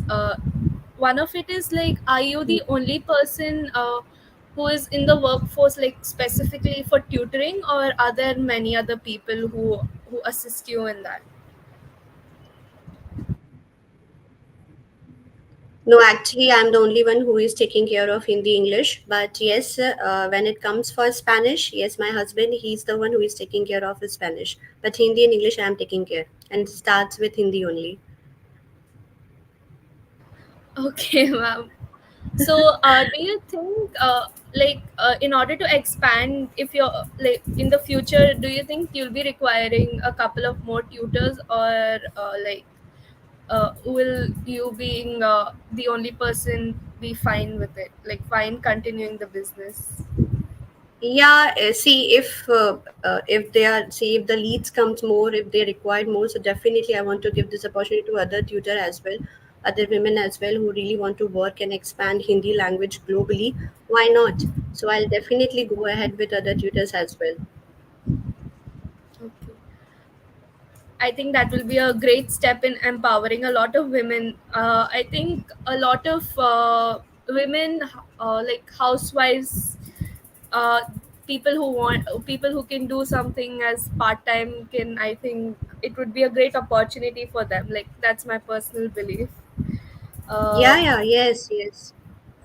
so, Garima ma'am, ma'am, have you shared the PPT Yes, ma'am, yes, ma'am. And it on came. WhatsApp? Please have a look. Yeah, Yes, on ma'am. WhatsApp. Okay, just give me a moment. I'll try to stream it from here. Meanwhile, I have a question for which you can give maybe a 1 minute answer so that I can pull the PPT on the screen. So, Yes. how was the response from the clientele in India and the abroad clients? As in, there is mindset differences and there are a lot of other challenges. And you can walk us through the challenges in handling the clients from India and clients from abroad, and how have you structured your whole business, and what do you think is required to scale your business up? You can cover this question. Meanwhile, we'll try to add the PPT to the screen, ma'am. Okay, okay. So, see, I do have clients from out of India and India also. In India, they are basically looking for academic Hindi, okay, because they are into a structure, a curriculum that they wanted to go ahead. So, Hindi is into as a second language for South Indians. When it comes for Central India and North Indian, so it is considered as a main language. So basically, they are looking for the academic Hindi. But when it comes for foreign countries, they are only focused on spoken. So yes, so for spoken, I always work on their desire, what exactly they're looking. In spoken also, first we'll start with grammar, and then we can go ahead with their learning style, and then they can learn it through this way. So this is how I have structured. And yes, we have three ways to go ahead with my program, like a one-on-one session, which can give a personal attention with me. Secondly is all about the pair session. Pair session I generally prefer and give everybody to opt that one, because you will get somebody else also with you who can interact, and you can also interact with it whatever the things you are learning during the session. Third, it's a group session having a 5 to 6 member, and these 5 to 6 member can engage your class. You cannot feel like hesitant or some kind of boredom. Like like whatever we are learning, you can also interact these things with them, and conversation values will be there. All these things will be merged. So this is how we have customized or structured our program. You've just downloaded the PPT, ma'am. Just give me a minute. Sure, sure, sure.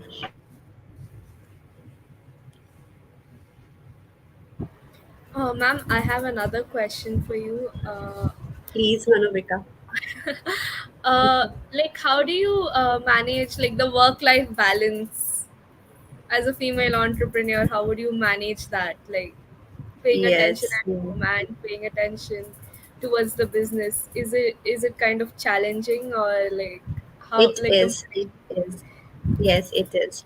It is. See, it's all depends if you have a loving family or supportive family. So the credit goes to, actually, see, I'm a mother, so the credit goes to my baby actually. You know, who is who is at times stubborn, but yes, she is the one who has given me the courage. Like, I have to carry on my career. I don't have to wait for years and years. Once she'll be grow up, and then I can think about my career. No, it's not like that. So it's all depend on loving family and supporting family. So if you have a loving and supporting family, then it doesn't matter that it doesn't count as challenging for you. So it's all depend. And if you have a well wisher, so I do have well wishers who are praying, who are giving me a support. So because of that reason, it is now the Bhasha by Garima created, and I'm here. Yes, ma'am.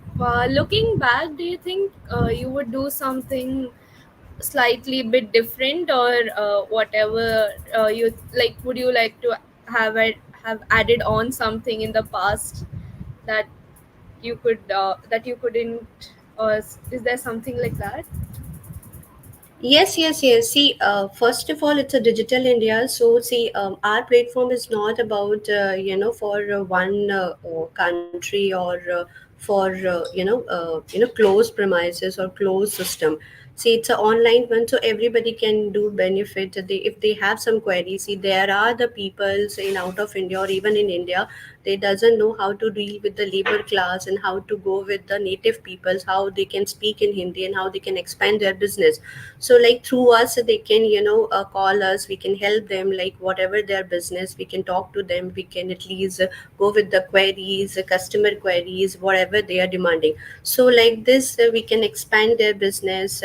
And if somebody is having some see, if I talk about the south is having some exams based on Hindi, that is Sabha, Prachar Sabha, and Prathmikta. So that is very very important to enter any school, or to go ahead in Hindi language. So we are doing best in it also, and this is also depend on their needs and desire. So like that, I am looking forward in it.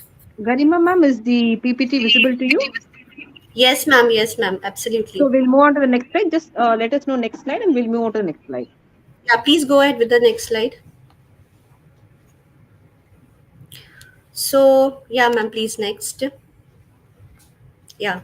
So as Manovika, you have asked me about such questions. So I think this is the answer of these. I have mentioned some points which is very, very important for my, language studio, like why people has to choose this Bhasha by Garima. So the question is, we are flexible learning experience, okay, and we have a learning style also. We are not simply like just asking them, okay, you want to learn Hindi and we start like from Kakha Gaga. No, it's not always work with Kakha Gaga. Kakha Gaga work with only when you are in a need of academic Hindi. So this is the one. Secondly, the flexibility is there. See, we are working, we are not working 24 hours, but yes, as we have mentioned, like it's a flexibility. So whatever your timing will be there, we can work on it, we can schedule like that. So now tailor curriculum is all depend on your learning style, what you want to looking in Hindi language. Secondly, see, when you are in a physical learning experience, that time you can see the distraction. But when you are into my platform, you can't find these kind of things, because you will be engaged with lot of slides, lot of work sheets, auditory clips, video clips and all, which can engage you. And according to your interest also, we can build up this Hindi language curriculum. And the last one is affordable and efficient learning. Efficient learning is all about like what exactly you are looking in Hindi. So see, there are a lot of online tutoring slides who are looking for who are giving a lot of efficient learning skill, but whether they are reaching or not, that's very very important, whether clients are grabbing it or not, whether they are understanding it or not. So we are basically working on clients only on and their desire. So this is how we can go ahead. Now, please go ahead with the next slide, please. Yes. So as you have asked, like we are into Instagram. No, we are into all these platform. We are into YouTube, Facebook, LinkedIn, and Instagram. So because of these things, we have lot of clients and they are learning. Our mission is all about to make Hindi and other languages practical and easy for global audience through our tacticals and practical approach. This is the main thing we are working. The Bhasha by Garima is working on this. Our vision is like a student's favorite and trusted language learning studio. Like if they are looking for something which can give them trust in language, yes, we are. Please go ahead with next. Okay, now the main question is, which Vanuvika asked from the beginning, is why Hindi? Why not other language? So the question is like, if you are the part of India, so see, South has the all South is having a four territories. What are that? Karnataka, Kerala, Tamil Nadu, and Hyderabad, like Andhra Pradesh. So all having different native languages. But when you are into central and north and west, yes, you have to go with the one single language, that is Hindi. Now Hindi is also going popular in South as well. So this is the reason Hindi is our love of language. It comes in the third spoken language in the world. So you can see the difference. I have mentioned some figures here which can tell you that why we have to learn Hindi. And if you are thinking about to if you are a business entrepreneur and you wanted to expand your business, so Hindi is just a first option, so this is how it works. And as of UNESCO and other language institute, they have recognized Hindi, like 2025 to 27th, it will come in a second position. So it's again going to be a big achievement for Hindi language, and that is my aim, to go ahead and make Hindi easy for everyone. Please go ahead with the next slide. So, see, when it comes for Hindi, so I have structured this thing like we have spoken Hindi, academic Hindi. When it comes for the exams, Hindi like Sabha and Prathamikta, we have. And other than that, Bhasha by Garima is not limited in Hindi only, but yes, we have some other language also like English, Spanish, and upcoming language we have included Sanskrit and German.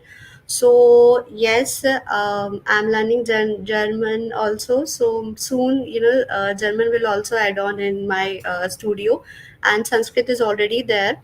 So these are the programs which we are offering in our platform. Please go ahead with the next one. So these are the testimonial and the reviews. You can see that from all over the world. We do have a client from Nepal, Sri Lanka, and Doha, Qatar, and Canada. So these are clients, and especially in our country, India, who has experience and they are doing their best in Hindi. So I didn't get any kind of bad feedback like that. We are getting kind of like we are stucking speaking in Hindi or something like that. So I think I have done something good with them. So that's a good achievement for me. Can you go ahead with the next? So Bhasha by Garima has been recognized and achieved something in the platform like She Splash, which is one of the great women entrepreneur club. Secondly, it's an Indian Women Heritage Museum where I have been recognized for giving a good language studio for everyone. And the third one is Perfect Woman. So I am not consider myself as a perfect woman, but yes, they have recognized and achieved. They have given me this award just because I have done some. Till now I have done. I have taught at least 200 plus people globally Hindi. So these are my achievement, and now one more achievement has been added on. Like I am the part of WEI. It's it's my what I can say, a big achievement. Like I am here and telling about my brand in front of such a people who has made some life lessons of to everybody. So this is how. The last one is, can you please? So why they have to go ahead and how they have to go ahead in Bhasha by Garima? So we are dealing with 1 hour program. It's if you can opt with paired session, one-on-one session or group session, it will be 1 hour only. And it's not fixed only 1 hour. It's like it can stretch you 1 to 1:15 also, depending on how they are learning, what they are not getting. We do have a doubt session also. All the Sundays we do have doubt sessions. If they have some doubt, some kind of glitches, they can call me anytime, and they can go ahead with their doubts and all. So this is how we are working. Next slide, please. So this is all about my presentation in online language, that is Hindi. Congratulations, Garima. You have received a lot of accolades, and I could see the effort that you have put in to teach the language, not just Hindi, in fact, Spanish, and you're learning German. Learning one language itself is very hard. I don't know how you're managing learning different languages, that too, German and Spanish. I know it's really hard. So good luck, and we wish you a huge success in all your endeavors. And WA is always there to back you up, and together we grow. Thank you. Manavika, any Thank you. questions? Yes, ma'am. One last question. Go ahead. Please go ahead. Garima ma'am, you can mute your mic so that the live stream doesn't get impacted. The audio doesn't come well if two mics are on. That's why. Okay. Yeah. Ma'am, how did you penetrate into the foreign market, and what were some of the challenges that you faced while trying to cater towards the foreign market? Because you told you have clients from the UAE, Nepal, and all, right? So, like, in order to penetrate into those markets, it would have been kind of challenging. So, Yes. could you give us a little insights on those? Yes, initially it was, but now see, as I told you, I have started my program, from Chennai. So Chennai gives me a lot of opportunity, and Chennai people you can find all over world. So because of them only, I got this, UAE customers and Canada, Sri Lanka, and Nepal. So because of Chennai only, it is I'm getting these many leads. And yes, whomsoever has learned already Hindi, they are promoting, so because of them also it's going good. Okay, ma'am. Thank you, ma'am. So another that- question from my side, Garima ma'am. Yes, ma'am. Yeah. So see, you have been traveling across India and you are meeting a lot of people. Do you see there is a huge mindset difference between people within India itself? Like you are handling people from north and you are handling people from south. So majorly, Tamil-speaking people will also be looking forward to learn Hindi, right? So Yes. do you know Tamil, or like how do you manage when there is a Tamil language-speaking candidate trying to learn Spanish or Hindi? See, first of all, I'm not, that much good in Tamil, but yes, when it comes for, understanding, so I can understand what exactly they're looking in Hindi. So my tutoring is depend on through English. I'm, giving Hindi. I'm making them learn Hindi. So, and it's not something like that they Tamilians, they are not fond of Hindi. They are really, they are looking for someone who can give them a perfect guidance in Hindi. So that I am trying my level best. So this is how it is working. And yes, So who is they your are biggest support system at home?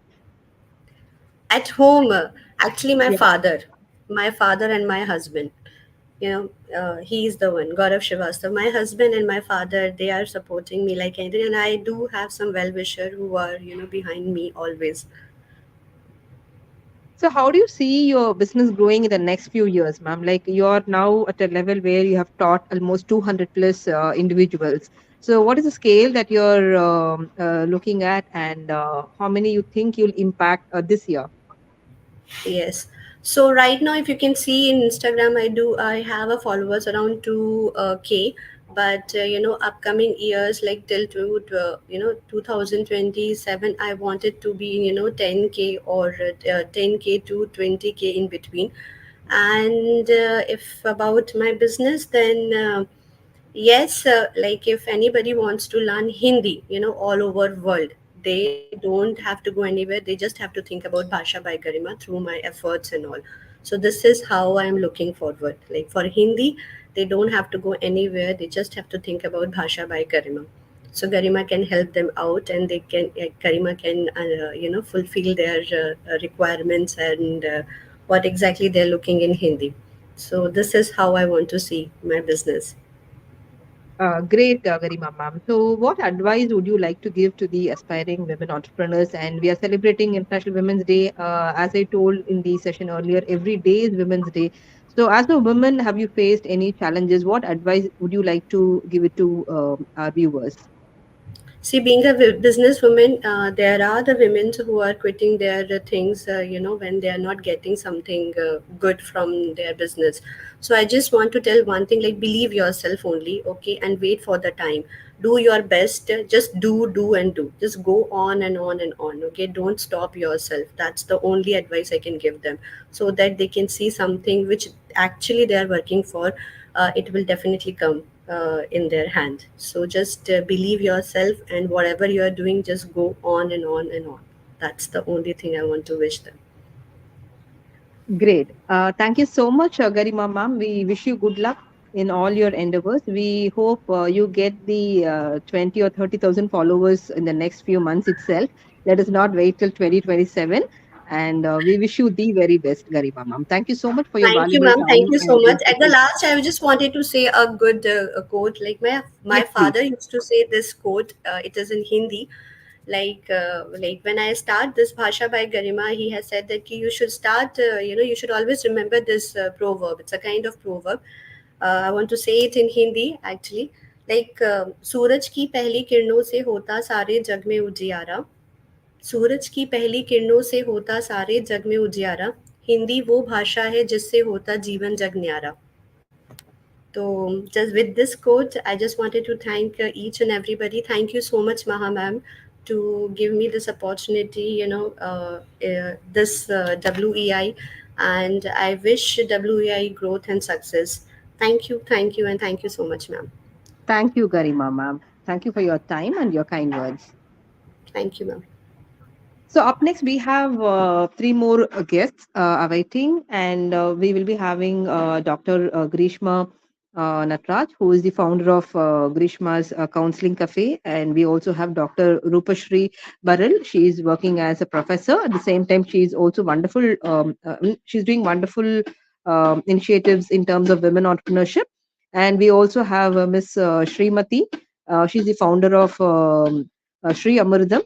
She's into catering. So we'll be having them shortly. Meanwhile, we will present a couple of videos for the viewers to understand more about the internship opportunities that are available for students, and also the mentoring opportunity through Women Entrepreneurs India. So please watch it, and we'll be having the guests very soon.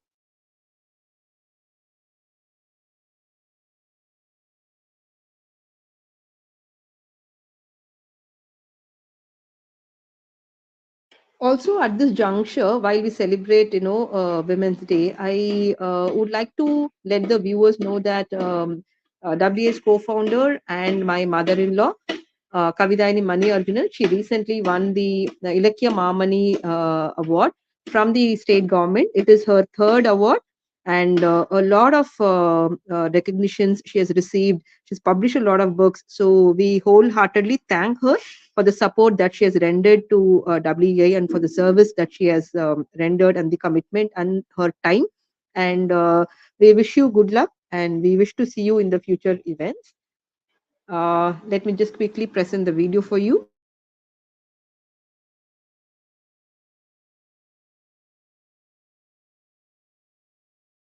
Imagine a place where you can find the support you need from seasoned experts who have been exactly where you are now. Welcome to Women Entrepreneurs India, where we're doubling down on our commitment to mentorship and growth. From the 22nd of January, 2024, we're expanding our virtual mentoring session slots from a mere 2.5 hours per day to a whopping 8 hours per day. That's right. From 8:30 a.m. to 4:30 p.m., our experienced entrepreneurs are ready to guide and support you on your journey. But don't just take our word for it. Listen to these testimonials from women who have benefited from these mentoring sessions. Manjula, an entrepreneur, says, "This is a very strong message I want to share with every WEI member. I underwent a very critical issue for the past 2 years as I signed a bond as guarantor, and I didn't know how to handle it emotionally and more legally, as I had no experience with it, and I could not seek help from anyone financially. The founder of WEI immediately guided me to a legal advisor who was very kind and understanding to find a solution for the same legally, and am finally free from the stress and back to my healthy activities physically and mentally. Thanks to Women Entrepreneurs India and the founder for the unconditional support." Or consider Moni Saikia, who is passionate about supporting women in business. She says, I would like to thank Women Entrepreneurs India for giving me this opportunity. I have been mentored by WEI experts for the past 5 months, and now I feel so proud to share that WEI will be launched in Assam. I learned a lot during the mentorship. These are just a few examples of the transformative power of mentorship. Women Entrepreneurs India is dedicated to empowering women entrepreneurs, providing the tools, resources, and support necessary to thrive in today's competitive business landscape. So what's the key takeaway? Increased mentorship hours mean more opportunities for you to grow, learn, and succeed. Up until now, Women Entrepreneurs India has successfully mentored over 1,000 women at no cost. Remember, the path to success is rarely walked alone. It's paved with the wisdom and experiences of those who have walked before us. Our aim? To support and mentor at least 100 entrepreneurs every day in the near future, continuing our commitment to fostering growth and success. Let Women Entrepreneurs India be your guide on this journey. So, why wait? Visit womenentrepreneursindia.com and click on Book an Appointment. Your journey to success begins now.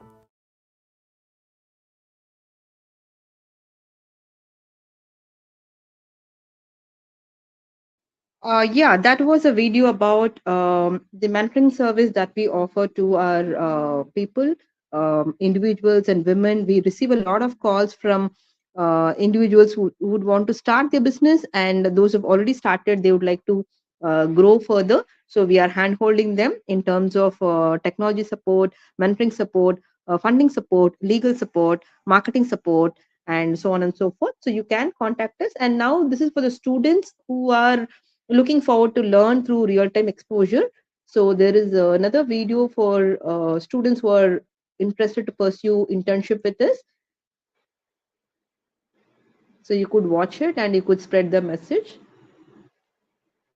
With some of the most driven and successful women entrepreneurs in India. Welcome to a world of opportunities, a world of growth, a world of learning. Welcome to the internship program offered by Women Entrepreneurs India.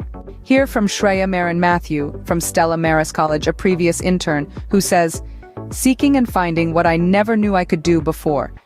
Internship at Women Entrepreneurs India helped me molding myself to become a better corporate persona, confident leader, and moreover what it means to support aspiring women entrepreneurs. In-depth gratitude to my mentor Ms. Mahalakshmi Saravanan for the opportunity provided and deepening revelations about me and my skills in a work scenario." Or take it from Shreya Binu Satyan from IIM, Jammu, another of our esteemed former interns, who shares, "I had a wonderful experience as an SEO intern at Women Entrepreneurs India. The working environment was welcoming and nurturing. I was given the opportunity to take on challenging projects, and I was always given the support I needed to succeed.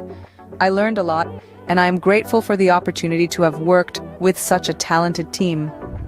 Our internship stretches across various fields, be it marketing, finance, human resources, or tech. There's a place for everyone here, so whether you are a coding whiz or a budding entrepreneur yourself, we've got your back. This isn't your run-of-the-mill internship. It's a chance to learn firsthand from successful women entrepreneurs, to gain insights into their journey, their struggles, and their triumphs. It's an opportunity to work on real-time projects, to contribute your ideas, and to see them come to life. You'll be part of a team that values your input and encourages your growth. You'll have mentors who will guide you, challenge you, and help you navigate your career path. You'll learn, you'll grow, and you'll leave this internship with a wealth of knowledge and experience that can't be found in any textbook. So, what does the Women Entrepreneurs India internship offer you? It offers you knowledge, experience, and mentorship. It offers you the chance to be part of something bigger than yourself, to contribute to the growth of women-led businesses in India. It offers you a stepping stone towards your future. Remember, it's not just about what you can bring to the table, it's also about what you can take away. As former intern Nishitha from Global Arts and Science College, Ranipet puts it, I interned at Women Entrepreneurs India. Here I learned how to commence a business in proper way, business tricks, and also I came out from my comfort zone. I improved my communication skills as well. It gave a new experience for me. I really want to thank Mahalakshmi Ma'am founder, Women Entrepreneurs India. Thanks for the great opportunity, ma'am. So if you're ready to take the leap, to learn, to grow, and to contribute. Step into the world of Women Entrepreneurs India, where your journey is just beginning and the possibilities are endless. WhatsApp 9952013800 or call 044420311721 or visit womenentrepreneursindia.com.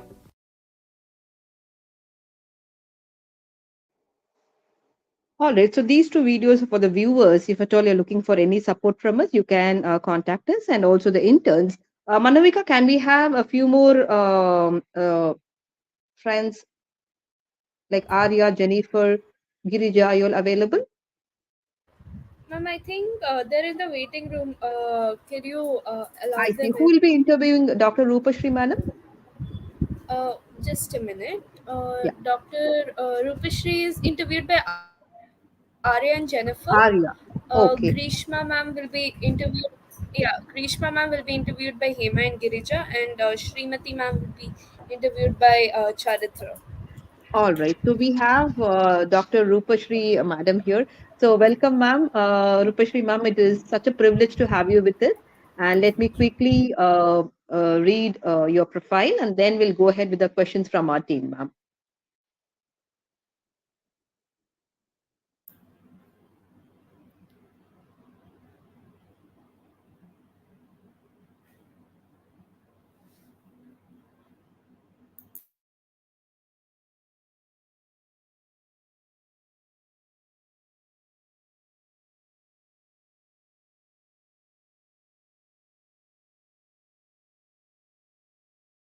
Manavika, am I audible to you?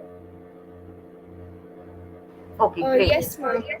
Yes, Yeah, ma'am. so Dr. Rupashri Baral is a professor of organizational behavior and human resources at the Department of Management Studies, DOMS, IIT Madras, with 15 plus years of experience in teaching and research.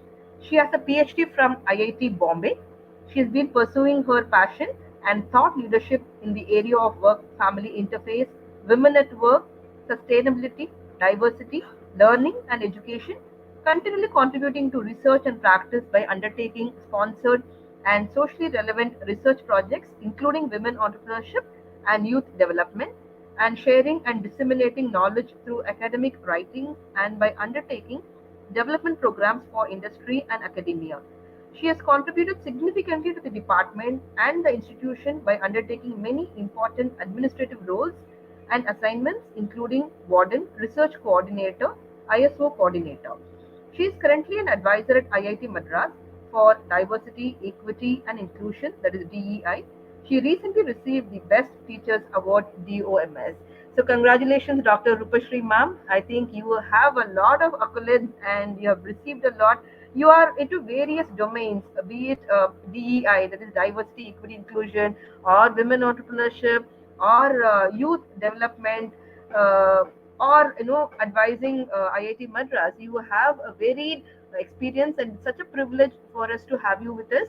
And over to Arya and Manovika. Let us together welcome Dr. Rupashri madam, and let us look forward to a lot of interesting conversations from her. Thank you so much, ma'am. First of all, let me thank everybody, including you, for inviting me here. Of course, I am an odd woman out because most of them who spoke before me, I think, are women entrepreneurs. But I do research on women entrepreneurship, so hopefully, I can also add value to your this session. Thank you. Ma'am, Mahalakshmi ma'am, could you let Jennifer in? She's in the waiting room. Sure, sure. 1 minute.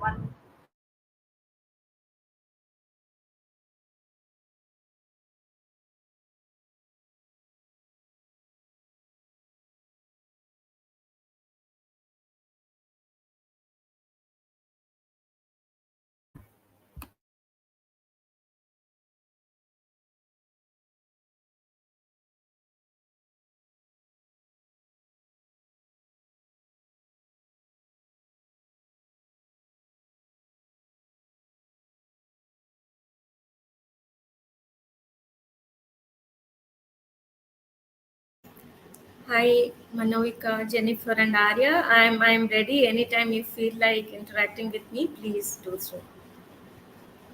Hello, ma'am. Actually, Jennifer and Arya will be. They have a couple of questions they want to ask you. Certainly. Thank you. Yes, I'm ready. Arya will start off with the questions, ma'am. Ma'am, most of us don't know what is work-life integration. So, how would you define it, and how is it important to you as an entrepreneur? Okay. Let me just clarify certain things. I'm just not an entrepreneur at this stage. I'm working at IIT Madras as a professor, but I'm working on women entrepreneurship from long time as a research topic, and also we have trained women entrepreneurs in one of our programs. I'll talk about it a little later. Okay, so the question you asked. Uh, Thankfully, you asked what is work life integration, because mostly people say work life balance. So, my answer to that question would be there is nothing called work life balance. Okay. So, all we have to do is integrate our work with our non work life, including our family and any other roles that we would like to take up in our life, isn't it? So, to me, if you ask me, work family integration or work life integration is a kind of uh, how you are able to manage and integrate yourself as an identity, as an individual, as a mother, as a daughter, as a spouse, as a career woman, along with your other roles that you would like to take up. For example, I would like to take up administrative duties. I would like to be known as a researcher. I would want some me time with myself. I would like to do some community services. The number of roles that you would like to take in your life, if you are able to integrate all of them to your life at some point in time, and are able to manage many a things to some extent, to a kind of perfection, I think that is what is work life integration. So you have to find out and way how you can integrate your work role with any other roles that you would like to be identified with. Okay, ma'am. And I wanted to ask you about your day-to-day tasks. Like, what do your day-to-day tasks consist of? Okay, it's a question that I have been asking myself when I joined as a faculty here at IIT Madras. I thought, oh God, okay, now life is going to be very, very smooth and happy, because I got a government job, and I have already completed all the studies, because doing PhD itself like is an extension of your studies, right? You always want to end that study life, but I think the study life started when I become a faculty. So I don't think for me the study will ever stop at all, because when we go and teach in the classes, we have to prepare, we have to study. When we want to do a research on a particular topic, we have to study to find out what already has been done and where you can contribute. If you want to come and give a talk like this, then you have to prepare for yourself. I think there is no end to the study, right? And that is the first and the most important thing I think I do every day. I don't think I have even in last 2 months, I don't even remember a single day when I would not have read something or studied something, or I would not have even opened my laptop. So I think that is how my day starts. But certainly, yes, we have a very flexible atmosphere in IIT Madras. So generally, we are expected to be there when our classes are scheduled, and we get a lot of autonomy. So even on weekends, we have our executive MBA classes. So we do have to come also to the department on Sundays and Saturdays to teach them, or facilitate some training sessions, or maybe as a role, I have taken up wardenship. So sometimes the meetings will happen on Saturdays. So you have to be flexible. When you take up an assignment, you can't say no, that I'm a teacher, my role is only to teach a session or teach a class or take a course and complete it and grade it and done. I am done with it, right? So I think the moment you take up a role in IIT kind of setting, the expectations are high. Even you want to grow in your career, you want to do a whole lot of things in your career, right? So that is where you have to integrate all these in your daily life. Apart from that, like any other woman, I have a family, I have a son to look after, he's teaching, and I have my elderly parents, parent-in-laws with me, so I have to take care of them. Of course, I have delegated certain tasks to maids and cooks, but at the same time, I have to take care of my family as well. So these are some of the things that become a part of your daily life. So taking care of your classes, to students, to research scholars, to your admin duties, to your family obligations. I think it's all in one day. I can see my roles and responsibilities in all aspects of life. Yes.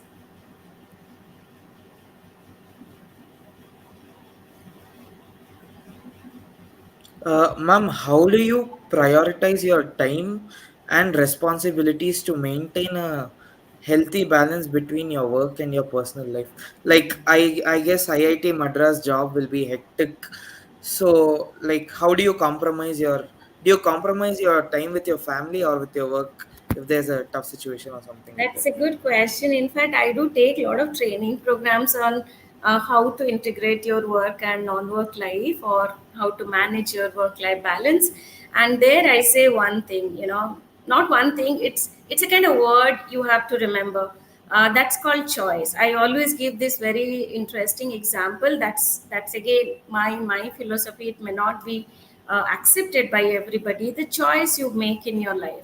Suppose I made a choice to become a career woman, right? So somewhere I may have to compromise. I cannot say that no, I want to be 100% as a mother. I have to give my 100% as a daughter-in-law. I can do everything for my family. I can cook. I can do the household stuff. I can do the cleaning. At the same time, I can become a best faculty or a best teacher in DOMS IIT Madras.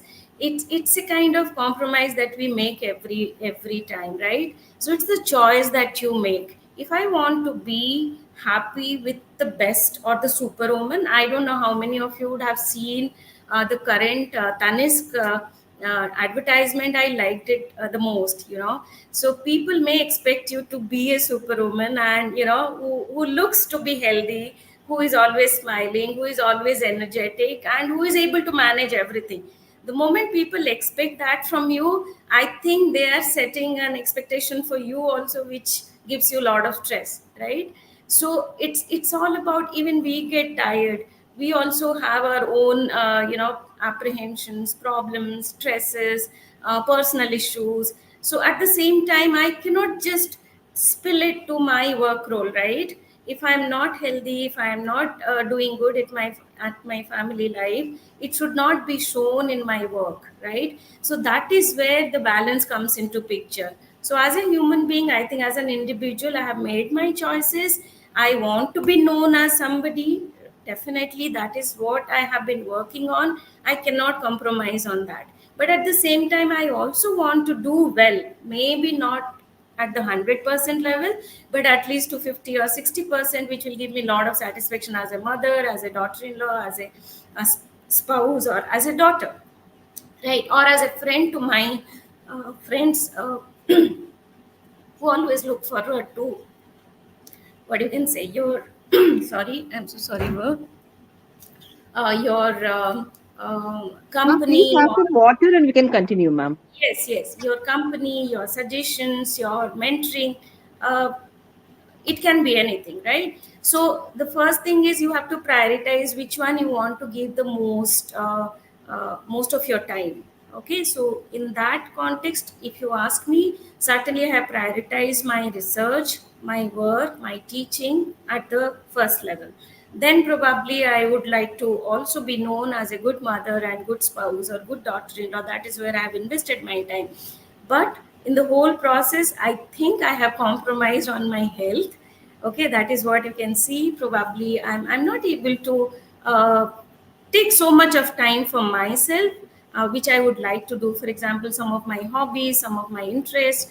I used to love to watch movies and all. I think off late I have compromised on that. I used to watch even reality shows like Big Boss and all that, right? I used to get a lot of satisfaction out of it. But I have to compromise on some trivial things like this. That may not take my time at this moment, when I want to also establish myself as a great researcher, as well as a good faculty and a good mother. So that is how I prioritize. So it's all about, if you have heard about a quadrant, time management quadrant, it says like what is the urgency and what is the importance of that particular task, right? If you think a task is very important, at the same time it is very urgent, I think that is what you have to do the first. And accordingly you can rank, but yeah, there are issues. If everything comes as like important, then which one you have to give the importance? So that's where I think I just listen to my heart. Yes, ma'am.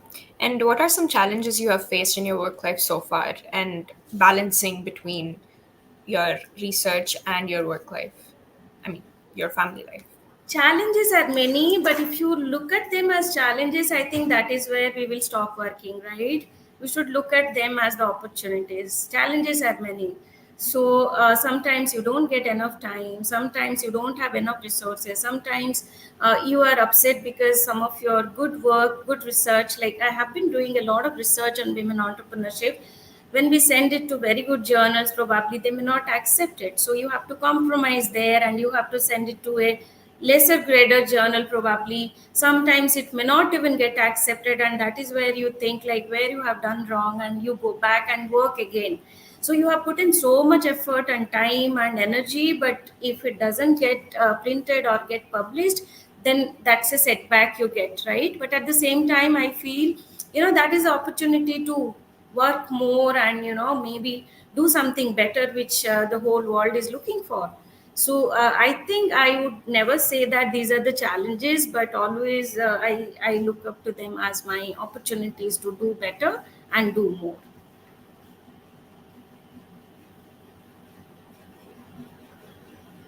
I think your answers were really insightful. Your experience speaks a lot, and you are integrating the work and life very well. We could understand from the way you present it. So I have a question to you, ma'am. You have been working in youth development and women entrepreneurship parallelly. So I just want to understand whether the current youth, like the millennials, are as enterprising as we are, or do they lack something? Since a lot of audience is also youth, so probably if we could address that, it will be really helpful, and also advice to women entrepreneurs, ma'am. Thank you so much for asking this question. I think today's youth is very, very enterprising. So they think out of box, right? We always probably look back and see what literature is saying, what research is saying. But I think they just go with a very open mind and they try to find a solution to a problem by looking at so many options. I think that is where I find today's youth, including my son, who is in and maybe just 13 years old. So a problem, like how you look at the problem and what kind of solutions you can bring in. They don't just box themselves into 1 2 3, these are the alternatives, right? So that is where I find like today's youth is very, very enterprising. I think there is no limit to the potential that they have. I think in that way, I can say that today's generation is very, very enterprising. All they need is little more patience and believe in themselves. I think that is when they can do really, really good. And to the second question, what are my advices to the women entrepreneurs? As I said, and you were one among them, thank you for that also, Mahalakshmi ma'am. In Thank you, ma'am. 2016 to 19, when we conducted some interviews and also, survey research, you were one among the participants who gave us time, and we interviewed you. And we found like a lot of issues that today's women entrepreneurs, especially in rural areas, they face, right? Be it finance, be it marketing, be it networking, be it family support. I think all these challenges people talk about, and there is no death to it, or there is no end to it, right? And that is where people like you, who are actually hand holding them, who are actually mentoring them, who are actually supporting them in whatever challenges they have spoken about. So that is something I would like to talk from my research point of view. people definitely need organizations like yours, people like you who are really trying to handhold and make them successful in their entrepreneurial journey. That is first. So please, all the women entrepreneurs or potential women entrepreneurs who would like to make a mark in the journey, please look up to or please network with people like Mahalakshmi and WEI. That's the first suggestion I would say. And second, believe in yourself. Live up to your own dreams. So if you have the passion, the fire in the belly, I think nothing can stop you in your journey, right? That's the second thing. Then third, look for networking, look for support, be it at work, be it at family. You cannot live without a support. Already Mahalakshmi ma'am said, I'm really surprised too, and even it's a kind of inspiring story to listen to her, that her mother-in-law is also a partner. Like similarly, I can say I have a very supportive family ecosystem, right? So my mother-in-law has been staying with me for so long, and since my child was born, I think without her I could not have even done what I have done till today. I don't have to even worry about what is happening to my child or what is happening at my family, what is being cooked today. I didn't have to bother about it because she was the best support that I could have ever got in my life. So look for that kind of support as well. That's the third suggestion I would like to give. And the fourth one is, of course, you have to look for opportunities. Do all the background work on the business that you would like to take up, and create a business plan, and then work towards it. I think hard work is the key. And the last but not the least, because we were discussing about work-life balance, and which has been my research area for long, don't compromise on yourself, your family, your non-work life. So work will definitely happen because you have taken it up, right? But at the same time, try to understand how to integrate everything, because you have got only one life.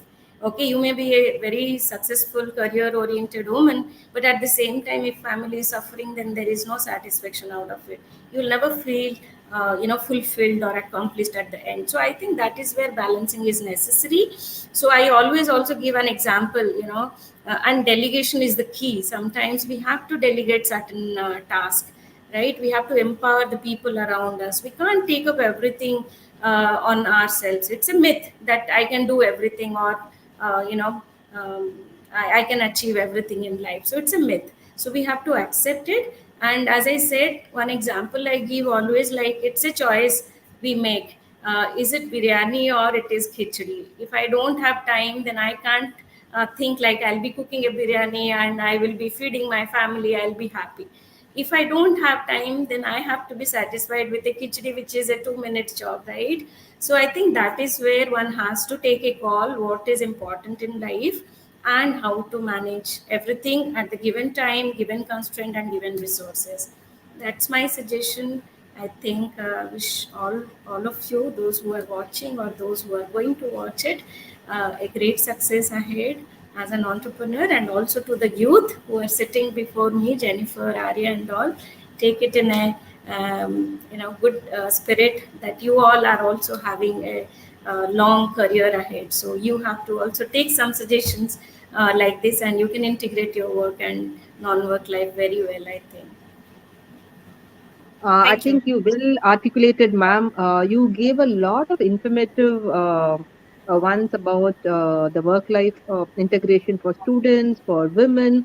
As you rightly said, yes, there are a lot of challenges which women are facing, and people like you and our ecosystem and youth and a lot of individuals must join forces, so that in the next few years we can help women overcome these barriers, and we can encourage more women to be a part of the entrepreneurship ecosystem. Thank you for your valuable time, Dr. Rupashri Baral, ma'am. We look forward to more sessions from you in the future as well. And it was really insightful, ma'am. Thank you so much. Thank you. Thank you, everyone. Thank you so much. Thank you, ma'am. Thank you, ma'am. Arya, can you help me with the next team members to interview Dr. Grishma Natraj? One Ma'am, minute, ma'am. Hema and Girija will be joining. Okay, let me quickly add Hema and Girija. Yes. I can see Girija, but Hema hasn't One joined minute, yet. ma'am. I'm telling you. Hello, Dr. Grishma, ma'am. Good afternoon. How are you? Good afternoon, Mahalakshmi. I'm good. Great. Ma'am, would you be able to switch on your video? Yes. Awesome. So let Hi. me introduce you to our viewers, and we are happy to have you with us. It's such a privilege. You have been giving us a lot of insights over the years. We have seen you in many sessions, and people have found your sessions highly impactful and useful. And we look forward to more such sessions. But right now, let me quickly let our audience know about you so that we can go ahead with the questions from our team members. Sure. Yeah.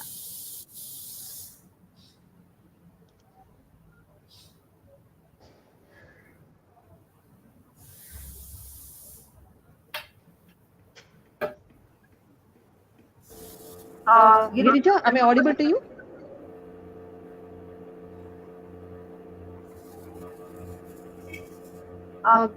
Grishma ma'am, am I audible to you? Yeah, you are audible. I think Girja is muted. Okay. Hello, ma'am. Yeah, So Girija, good let me afternoon, ma'am. quickly read Dr. Grishma's profile. There is an echo. I'm just trying to fix it. Just a minute.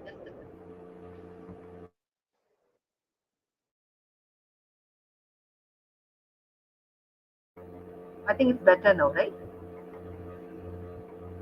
Yes.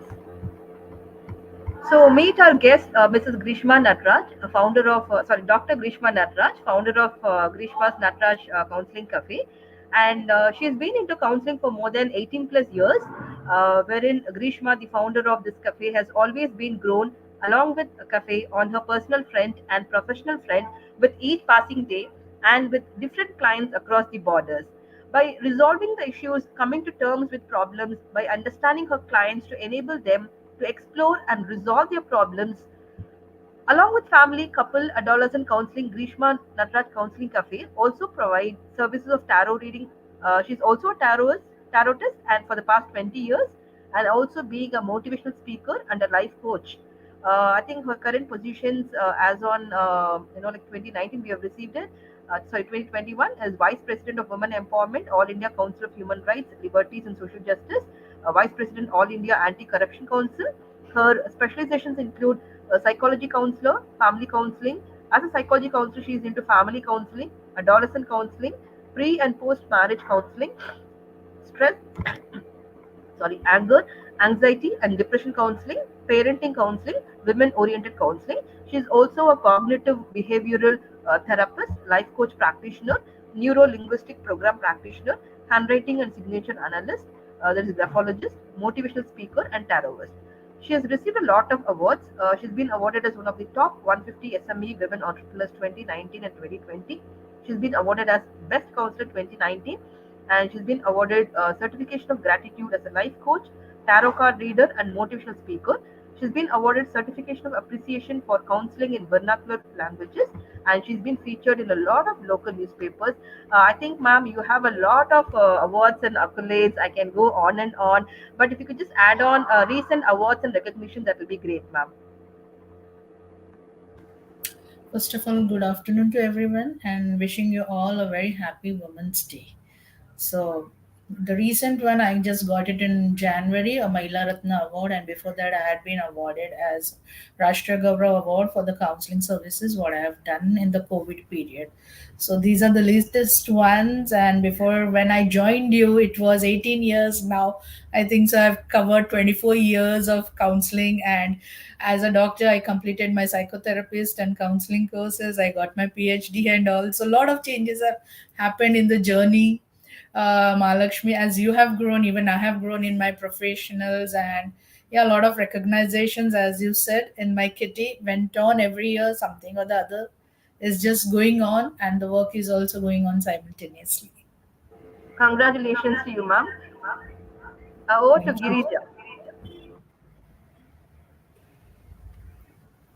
Hello, ma'am.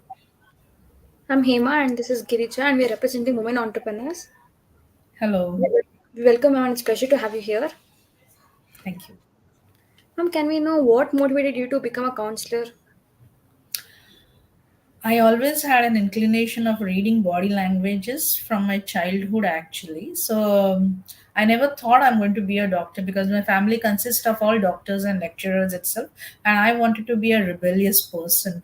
But then it was like, yes, I pursued my degree as a cost accountant, and I was very happy doing it, but somewhere there was no satisfaction.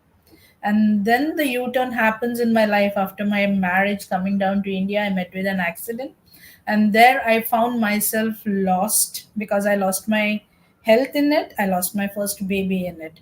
There came the jolt, like people don't think women as, they should be respected, or it was always like it was your career wish, so this accident happened and all those things.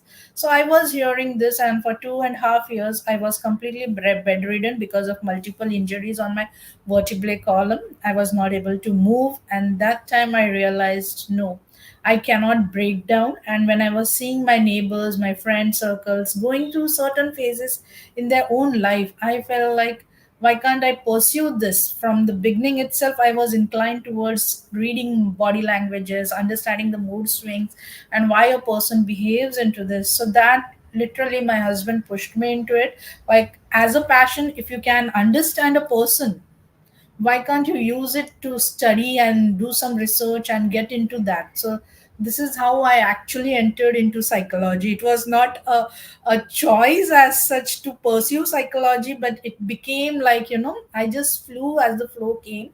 And today when I turn back and I see it, it's really, I have outgrown my life with each and every client wherever I have come across. Yes, ma'am. Very happy. And the next question we would like to ask is, can you share your success story or a moment of personal growth you have experienced in your counseling career that has been particularly meaningful for you as being a woman? To be very frank, success, I don't count with the awards or anything. Success is for me when seriously a couple who is on the verge of divorce, or a person who is on the verge of suicide and who is just feeling helpless, and that person comes to me and just give me a tight hug and say that, yes, we are back on track. That's success. And that success stories, I seriously can't tell you how much they are, because now when I turn around and see, I have become a integral part or a crucial part of their family. So there are people who really feel that the way I do the counselings or the way I do the psychotherapies and all those things have helped a lot of people. Like, where there is a misunderstandings, I try to create that with the help of bridging up all the differences and all those things.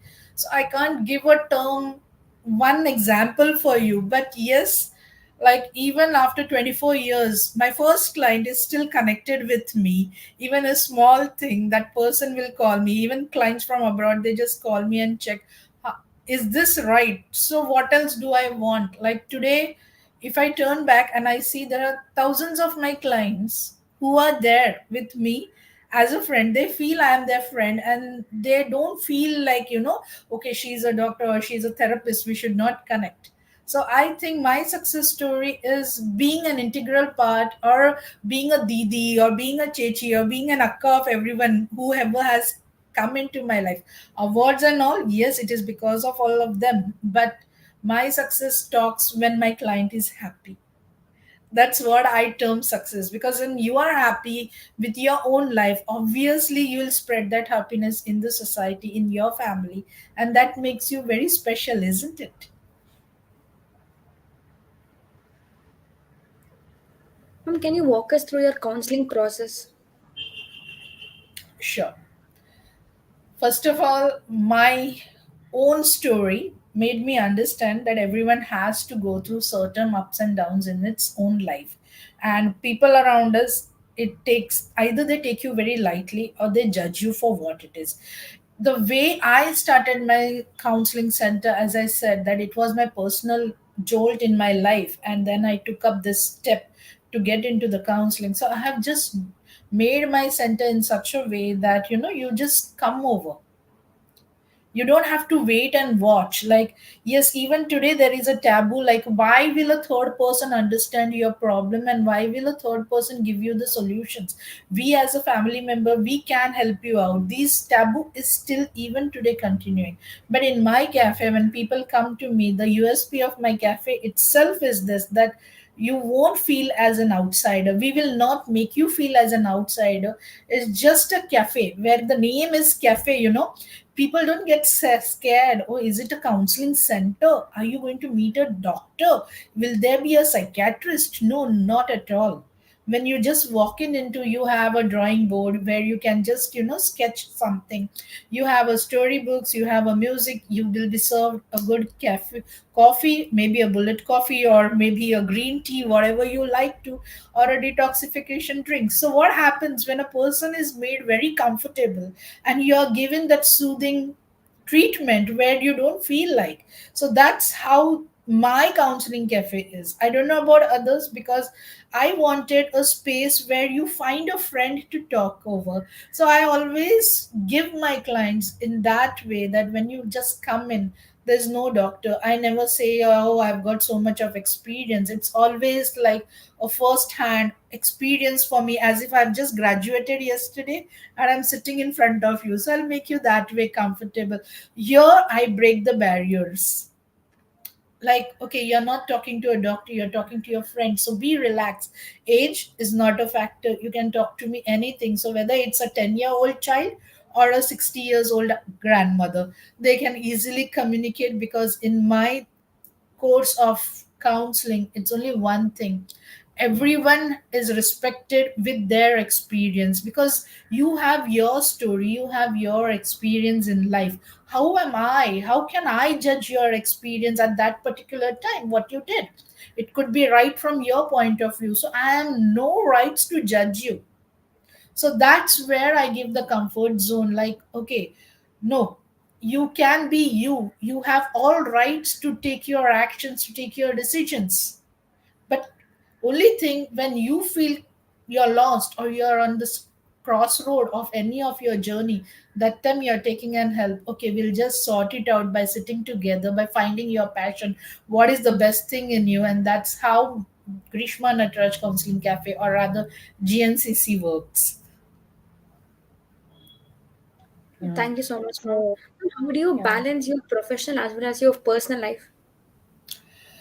I am balancing. To be very frank, I have gone through a lot of health issues. Like 5 times I've seen death, and it was always my family who stood besides me. So today, if I've been known as an author also. I recently published my book also. So in that also, I've mentioned that as a person, if whatever people know me today, whether it is in Kerala or even out of Kerala, in abroad also, they know me because they know me as an entire whole person. As I value my family life, I value my client life, I value my job, I value what I do. So I have always been balancing, because every time it's a support from my family. So even if today also, if you see me sitting and doing this session, it's because my family is supporting. Or even at late nights, if anyone calls me, I am always there to their help. That's because my family understands the importance, as we all have gone through it. Me and my husband have gone through that trauma of imbalance, of all the tragedies what happened with me. So we know the pain, and we understand that, okay, at this point, what will be the position of that person's mind. And hence my family never interferes, like, okay, they are always free. Like, if you want to go, please go and help, we are there back here to handle rest of the things. So overall, it has to be a family support. If a lady chooses her career, there has to be a teamwork. It cannot be an individual work. When the teamwork is there, you can always be successful, and you can always have a peaceful balance. And the peaceful balance also comes with understanding, compatibility, and adjusting. So the first thing is adjusting. I won't say compromise. So if you both, as a wheel of a vehicle, try adjusting as with your partner, with your family, I think so any journey can be really rocking and can be really successful. The Thank you, last ma'am. question I would ask is, How do you describe your experience working with women-specific issues like trauma, domestic violence, or any other concerns like this? Very frank, some women are very quick to work on themselves, but there are certain sects of women who still want to feel the sympathetic part of themselves. They feel, why me? There it becomes a little difficult to break your head, because it's not why me. Every one of us goes through some or the other ups and downs in life, and we have to understand this. But there are certain women, like some traditions, some beliefs which they carry. For example, some believe in preaching, you should listen to the preaching, you should go and read the Bible, or you should attend the things and all. But now the life has been moved more ahead. There are a lot of challenges coming on in today's ages, so there comes a little difficulties. So we have to literally come down to their level and explain them that until and unless you don't put in efforts, no one is going to value you, or no one is going to give you that lift. So it is you have to understand what exactly you are. So most of the times I have seen that sometimes the traditional beliefs holds you back to take some decisions, or to take a move also, whether it's your career, whether giving a birth to a child, becoming pregnant, having starting your own setup, or even doing your studies also. So those bondages, when you see the practical examples, when you literally sit and explain that if I can do, why can't you? We are there to hold each other's hand. Then I think so a woman can actually elevate herself and do a lot of things. So even in my, I say, woman oriented counselings and all, that time I have these challenges at times. But I think so the patience what even they show, and the patience even what me and my staff shows, has really helped down to take another turn in their life. So that's how GNCC has always been successful. Very well articulated, Dr. Grishma, ma'am. So I have a question. If you look at maybe a decade ago, not many people were looking forward for counseling. In fact, they don't even ask for help. And if someone goes for a counseling session, they then look down on them, right? That was the situation then. Has that situation changed now? Are many people looking forward for support? Do they call, or do they think it is like the best time to get expert support? Is there any change? There has been a certain growth over here. People have started realizing due to the COVID and all. As per the research what we have done in last couple of years, I have seen there's an increase. But certainly even today there are people who are highly educated, they will have their PhD degrees and everything, but still they do think that why should we involve a third person? Even today, like going to a psychologist, they term it as like, we are mad, are we insane? So this is the first doubt why even today some sect of, you can say, maybe 15 to 20% of people are still hesitant to discuss their personal things to a stranger and to get the professional help. That barrier, once it comes out, then I think so no one can stop the future of India. Because if you compare towards the West and Indian culture, we have a lot of restrictions, because we are still grounded with some very old ancient beliefs which needs to be changed. And if you see the Western culture, for anything, like for example, today you're feeling drowned, you're feeling hurt or sad, the first thing is they'll call and talk to a psychologist to check out is there anything going wrong in their psychological behavior. But over here it is like they'll keep it suppressing, and then one fine day they feel no, they need a help. This attitude, like, why will a third person help you? No, third person has been trained to help you. This attitude should be 100% now. It is growing, it is increasing, like people are calling for help, people are openly discussing, talking. Even I have elderly clients also these days coming and talking. Our granny's age also people are opening. So the trend is changing towards counseling or towards psychological issues these days. And yes, if the new generation picks up and explains this to their parents or their grandparents, I think so it's going to give a drastic outlook change to the new society. Absolutely, ma'am. I think there has to be a mindset change, and people should call up, and they need to believe the fact that the experts are there to help them out. right, ma'am? So you have been counseling adults and elderly people. Do you also get children who look for counseling? Do parents bring their children too? Yes, do that, but these days, like last 5 years, I have reduced child counseling because the part of India where I am right now, or whatever it is, we can say even today till the graduations, parents take care of their children, and if we as a psychologist try to help them out, still the taboo is there that no, my son has to be a doctor, my son has to be an engineer, he has to be a CA. So being a psychologist or interfering into their this lives, it really sometimes become difficult. But if the child is into a behavioral path, or if a child is very pessimistic or something wrong with the child, that time the parents are very open. If the child is ADHD or lacking some behavioral skills like motor skills and all, that time if the intervention is done, they accept it. But if we go and discuss the child's passion, what the child likes, or what the child is, what is good for the child, that time parents really take a little step back, because they don't want the child to do what the child wants. They think they can put their images or their dreams on the child and fulfill their dreams. So there a little rift is there, and hence I stopped doing recently. It's been 5 years now I'm into relationships, and I am happy doing that, because I don't have to see the front face of the child, and the child just coming and hugging and saying, auntie, could you please help us out? So these things now I'm not listening. So to be very frank, even today we are ruled by our parents. Great, ma'am. So when you mention relationships, we do see a lot of relationship challenges, and many are applying for divorce, and there is a lot of adultery, and a lot of challenges are there. So could you please help us with one or two tips for those women out there who are in that situation, ma'am? Okay, I just want to say something here very clearly.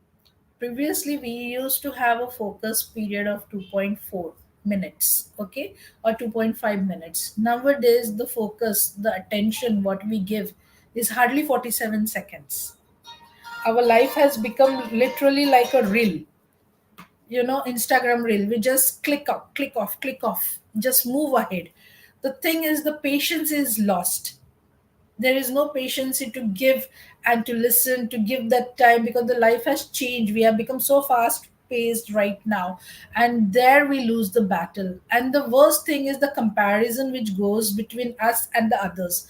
The social media life which is we are seeing, which is a virtual life, but people try to fit into those brackets. That is what is actually spoiling this thing, because everyone is there on Facebook, everyone is there on Instagram, all this. When we see all that, why we don't have, why my partner does not take me to out of India trips, why my partner does not post pictures with me on the DP or all those things. All this is because of comparison, and the emotions are getting lost in this. The real emotion, like keeping quiet and appreciating a person with the eye. There are different languages, but what today's generation thinks is only the communication with your verbal language. This is what is the problem. But there are another two languages, basically the body language and the silence, the eye movement also. All these things we don't consider, and then people just come out, he does not or she does not understand my emotions. And also the lack of understanding is missing. The second thing is everyone wants to be on the top, everyone wants to win the race, everyone wants to capture that fort. But how will you capture it without you don't understand what you want? It is just a competitive life these days. Everyone is running without a common goal, running just to chase some dreams. But those dreams needs to be have a smart goal patterns, which needs to be divided into proper brackets to understand what life is. If you don't understand what life is, you will never win, you will always fall short, and the next moment is divorce, because you are not aware what you want. Today people get into matrimony. Okay, I'm 30 years old, I'm earning a lakh of rupee, I can marry anyone and he can take care of. No, it's not that. Understand yourself first, understand your emotions, what you want, how you want to be, how you want to take the relationship ahead. Are you ready for a relationship? No one is seeing that. Just okay, parents are worried. Okay, my daughter is earning, she's a manager in Infosys or any other place. Now she should get married. Is she actually ready? Is he actually ready? Why are you getting married? What is the reason? If we figure out all these things, I think divorces could be in control. Now, see, after in the period of COVID, like nearly 30,000 cases are pending in High Court for divorce, and people are taking divorce as if they are going and buying a chocolate from an organization, I mean, from a shop. It's become so easy. Like, okay, you didn't respect me today, you didn't say how I'm looking, whether I was looking good or I was looking pretty. The next thing is arguments. Then you reach a court, and in 2-3 months, you are just separated, criticizing, abusing each other. Why? There are things which we can actually sort out. There are some unmet needs. We should understand that. And I think so, we can still be a good human being and we can still be a partner if we understand our own requirements, our own needs, and these things like divorces, which was never an Indian culture, we can still cut it down. But if you're not happy, okay, openly discuss it. Why are you not happy? So this all things happens because of unwanted competitions, the jealousness, the egoisms, and the lack of understanding of your own emotions. There we land up into the divorces and the problems what are happening in today's life of whoever is getting married. Thank you, Dr. Grishma Natraj. I Thank think you for we- sharing it. Yeah, go ahead, Girija. I'll thank after you. Yeah, ma'am, that's it. I wanted to thank. Okay, so I think, ma'am, you have given a fantastic advice to people who are watching. As you rightly said, a lot of people lack patience and they take instant decisions. And as you said, getting a divorce is happens instantly these days, and that is another reason why people try for that. But we really appreciate your commendable service to individuals and helping them overcome their challenges. You have been catering to both domestic and international clients. We wish you good luck and we wish to see you achieve huge success in your future. Keep inspiring and keep transforming the lives of people. And thank you so much for joining us today and giving us an invaluable advice today, ma'am. Thank you, Dr. Grishma Natraj. Thank you. Take care. Bye. Take care, ma'am. Thank you, ma'am. Thank you so much.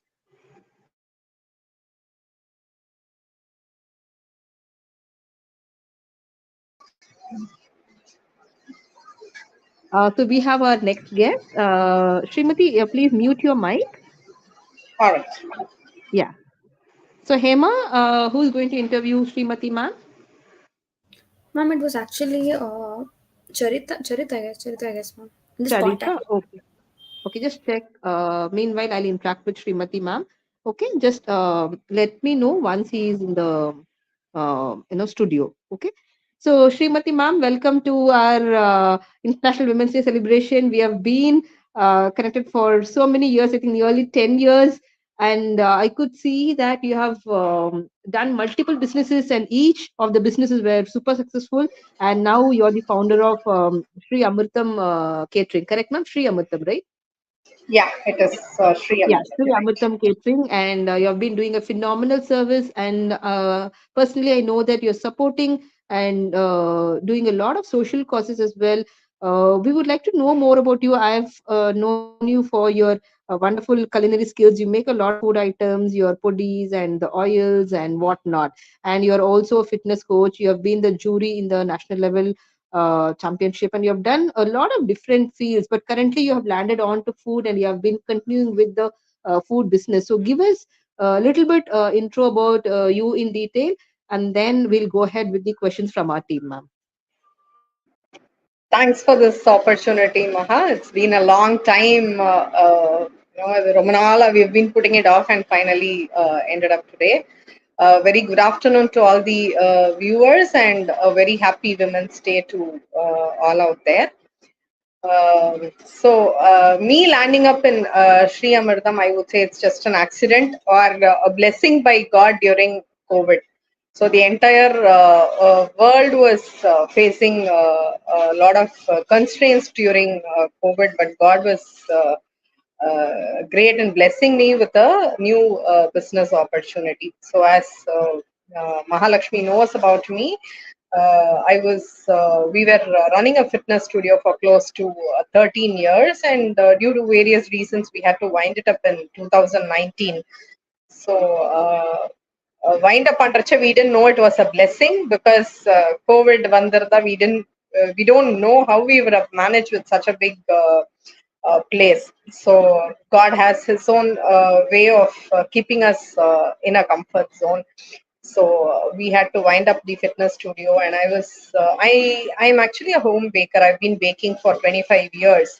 So in the fitness studio close பண்ணதுக்கு அப்புறமா I was planning to take up my baking skills as a primary business, or that's been my hobby, that's been my passion as well. Baking and cooking has been my passion as well. So I thought of taking it up a little seriously. But yes, it took some time for us to settle down in the winding up the business, and it was a long term. We were running it for 14 years, and so we had a lot of issues which we had to settle down. So I wanted some time before some time for myself, or some time to come out of one and to set into the new business. So in the meantime, COVID came, which was absolutely a shock or a new experience to everyone. So each one of us were finding a way to settle down, or to finding a way as to how to overcome that, or how to live that situation and all that. So during the time, during the peak COVID, sometime around May 2020, the first week of May, one of my friends' mom passed away. So on that day, they couldn't find someone to cook for them. And so because we were very close family friends, so me and my dad, I asked my parents, why not we cook for them today? So they said, okay. Just to 10 பேர் தானே, COVID அப்பெல்லாம் only 10 or 15 were allowed. So 10 to 15 members, I cooked dinner for them. It was only a friendly gesture that I did that day. அதுக்கப்புறமா the following 10 days, when they were doing all the rituals, they wanted me to help with cooking food for them. Anyway, COVID தான், lockdown, எனக்கே I was clueless as to what I am going to do. So சரி, why not, anyway வீட்டுக்கு சமைக்க போறோம், why not அப்படின்ட்டு I started cooking for them, for a family of 4. And I've been switching to chemical free ingredients for almost 3 to 4 years. Up to 2017, I slowly switched to chemical free groceries and all that. So I don't buy any groceries store here. So I have someone sending it from Tiruvannamalai. So all are chemical free, and cold process oil that I use for cooking. So this person and their family, this gentleman particularly, so he said, see, now that you have wound up your business, you will have to start something. This cooking, I find your dishes are all consistent in the taste and in the quality. So why don't you take it up as a profession? Because there is a lot of need for good food. Good food is available, but in the organic food, evlo available irukku theriyala. So why don't you start it as a small venture அப்படின்னு சொல்லி he spoke with my husband and him, both of them thought, why not? And என் வீட்ல வந்து we were 8 of us. So எப்படி 8 பேருக்கு சமைக்கிறோம், இன்னும் கொஞ்சம் கூட தானே, why not? And I was very sure that I'm not going to make any investment or anything. So in the business what I'm doing now, I haven't invested much. It's just few thousands here and there for buying some vessels I had invested. So that's how I landed up here. Appa and Amma, Appa has been having a passion towards starting up something like ஒரு சின்ன tiffin கடை போடலாம், நம்ம நல்ல சாப்பாடுக்கு there's always need, why don't we do this?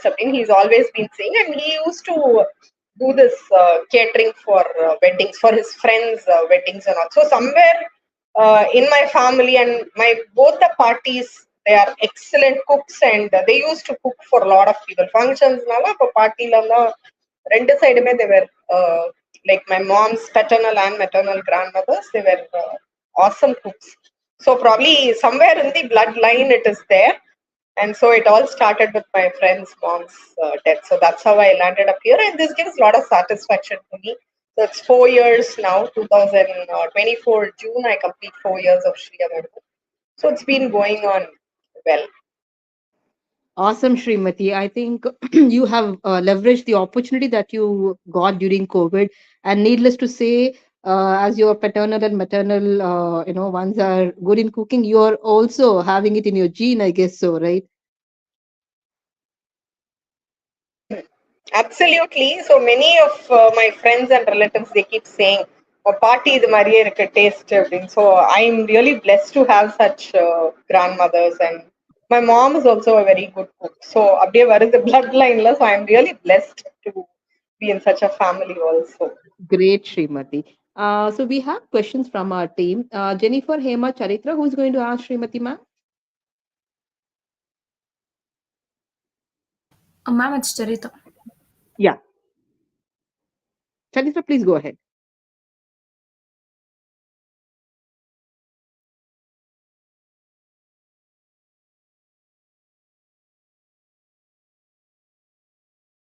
Charitra, your mic is on mute. Could you please release it and ask a question?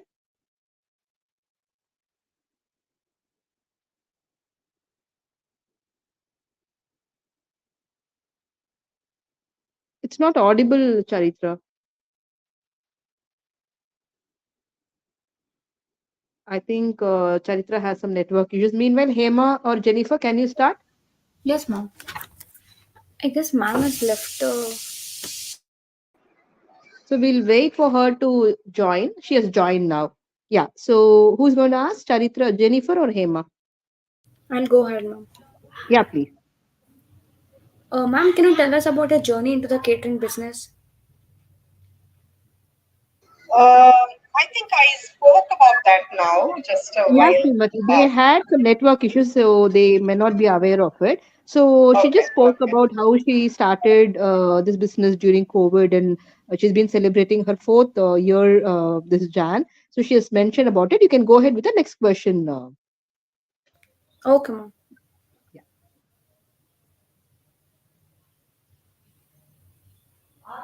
Ma'am, can you describe a memorable event you catered and what made it successful? Can you come again? I didn't get it. Ma'am, can you tell us an event which has happened during a catering business and what made it successful? See, I don't do catering for events. I do supply daily meals, for people who are looking for daily meals, and I take orders for small functions, like when people are looking for food for a crowd of 10 to 15 people. That is where, and I do no onion, no garlic meal. So people who do some, probably they have some puja at home or some small festival or something like that, and they are not able to find people who cater to 10 to 15 people. So that is my comfortable zone. So I cook for them. So my success or my unforgettable event, I would say, almost I told Maha how I started. So it all started with my friend's mom's death. Probably it's her blessing that I got into this business. Almost every other month, I get some orders when when there's a death in the family. On that particular day, on the day of cremation, people find it too hard to find someone to give food. So I always feel it's some kind of a blessing. And you wouldn't believe it's 4 years now. Almost every other month, I get to cook for some depth, and I feel it's only a blessing. God has been blessing me that way. And when people call back and say, on the need of the hour, on the time you provided us food without saying no, people feel so content. That gives me a lot of. Of course, I charge them. I don't do for free of cost. It gives me a lot of satisfaction, and somewhere I feel so content when I cook for them at that hour. Yes, ma'am. Thank you, ma'am.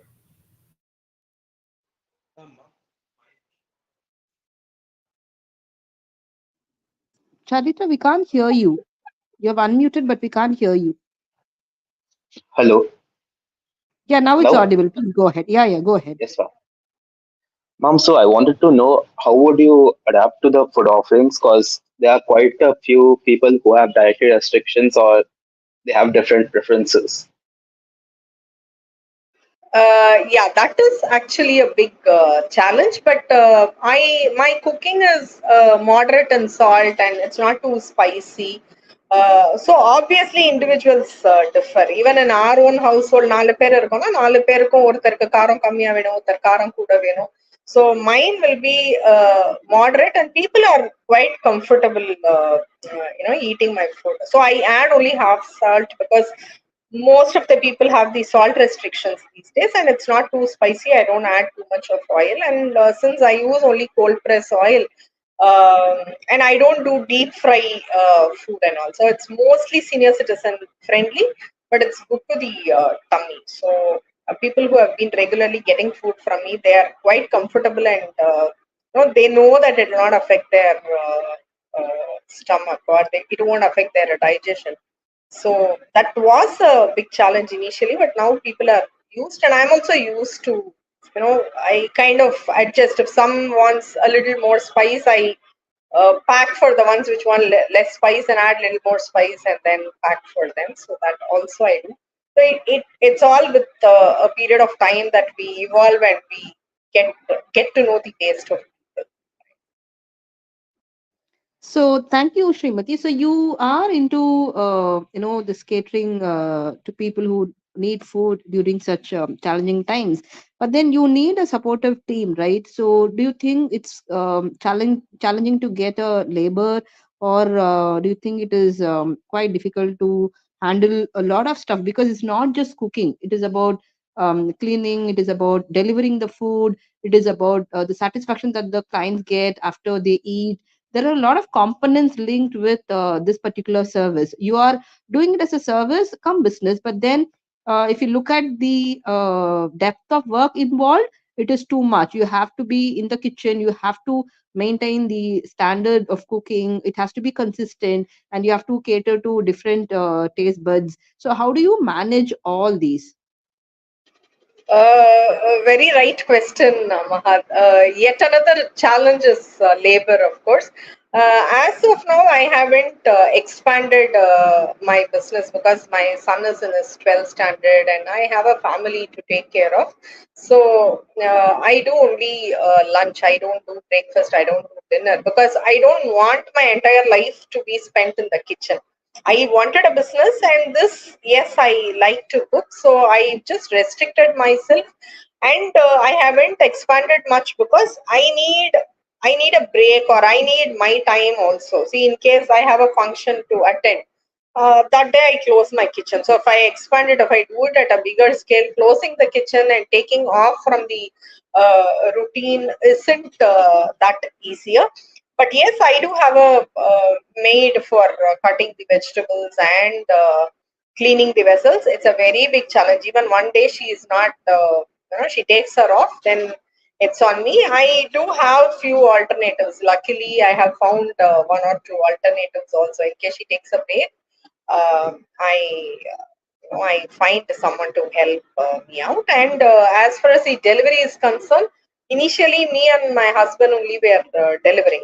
Like as I told you, I didn't want to make any investment. I didn't want to get into any commitment because I had just come out of a very big commitment. So I didn't want to get myself into a lot. So delivery, me and my husband were taking care for almost 1.5 years. So only around mid of 2021, I had a delivery boy. Again, he is a college going guy. So when he has his exams and all that, again, me and my husband, we become the delivery boys and girls. So that is a challenge, but because I haven't expanded much, I'm able to manage it as of now. And as far as the cooking is concerned, my mom helps me a bit in cooking. So when I have more orders, like as I told, when I take a small function, festival orders, you will have the number of items to be cooked are also more. So my mom helps, my dad also helps. When my maid isn't coming, so my dad helps me in cutting the vegetables. My husband cleans the vessels. My son also at times pitches in while he does small work like peeling the potatoes and writing the covers. I pack it in foil covers. So my entire family supports me at the time of crisis. So if that support is not there, I'll not be able to carry on. So the family support is a very big, again, yet another blessing by God too. Awesome, Srimati. So any questions from Jennifer, Hema, or Charitra? No, ma'am. Ma'am, how do you handle last minute changes, ma'am? Or if there's any emergencies for the food?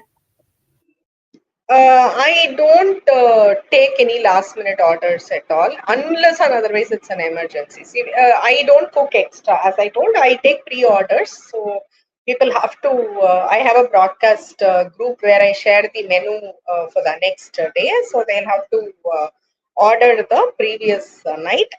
And only last minute order I take is in the case of any death, as I told, because that people cannot order ahead. So when there is a death in the morning and they need lunch in the afternoon, that I do. As I told, when I don't have my maid, I have my dad, my mom, and all helping me in cutting vegetables. And since 20 to 25 is the maximum limit I take, I am able to handle it. But there are times today I cook for close to 65 people today. So God is giving me strength, and He's giving me the backup also, backup of people who support me also. So the blessing is there, so I'm carrying on. Right. Okay, ma'am. Thank you, ma'am.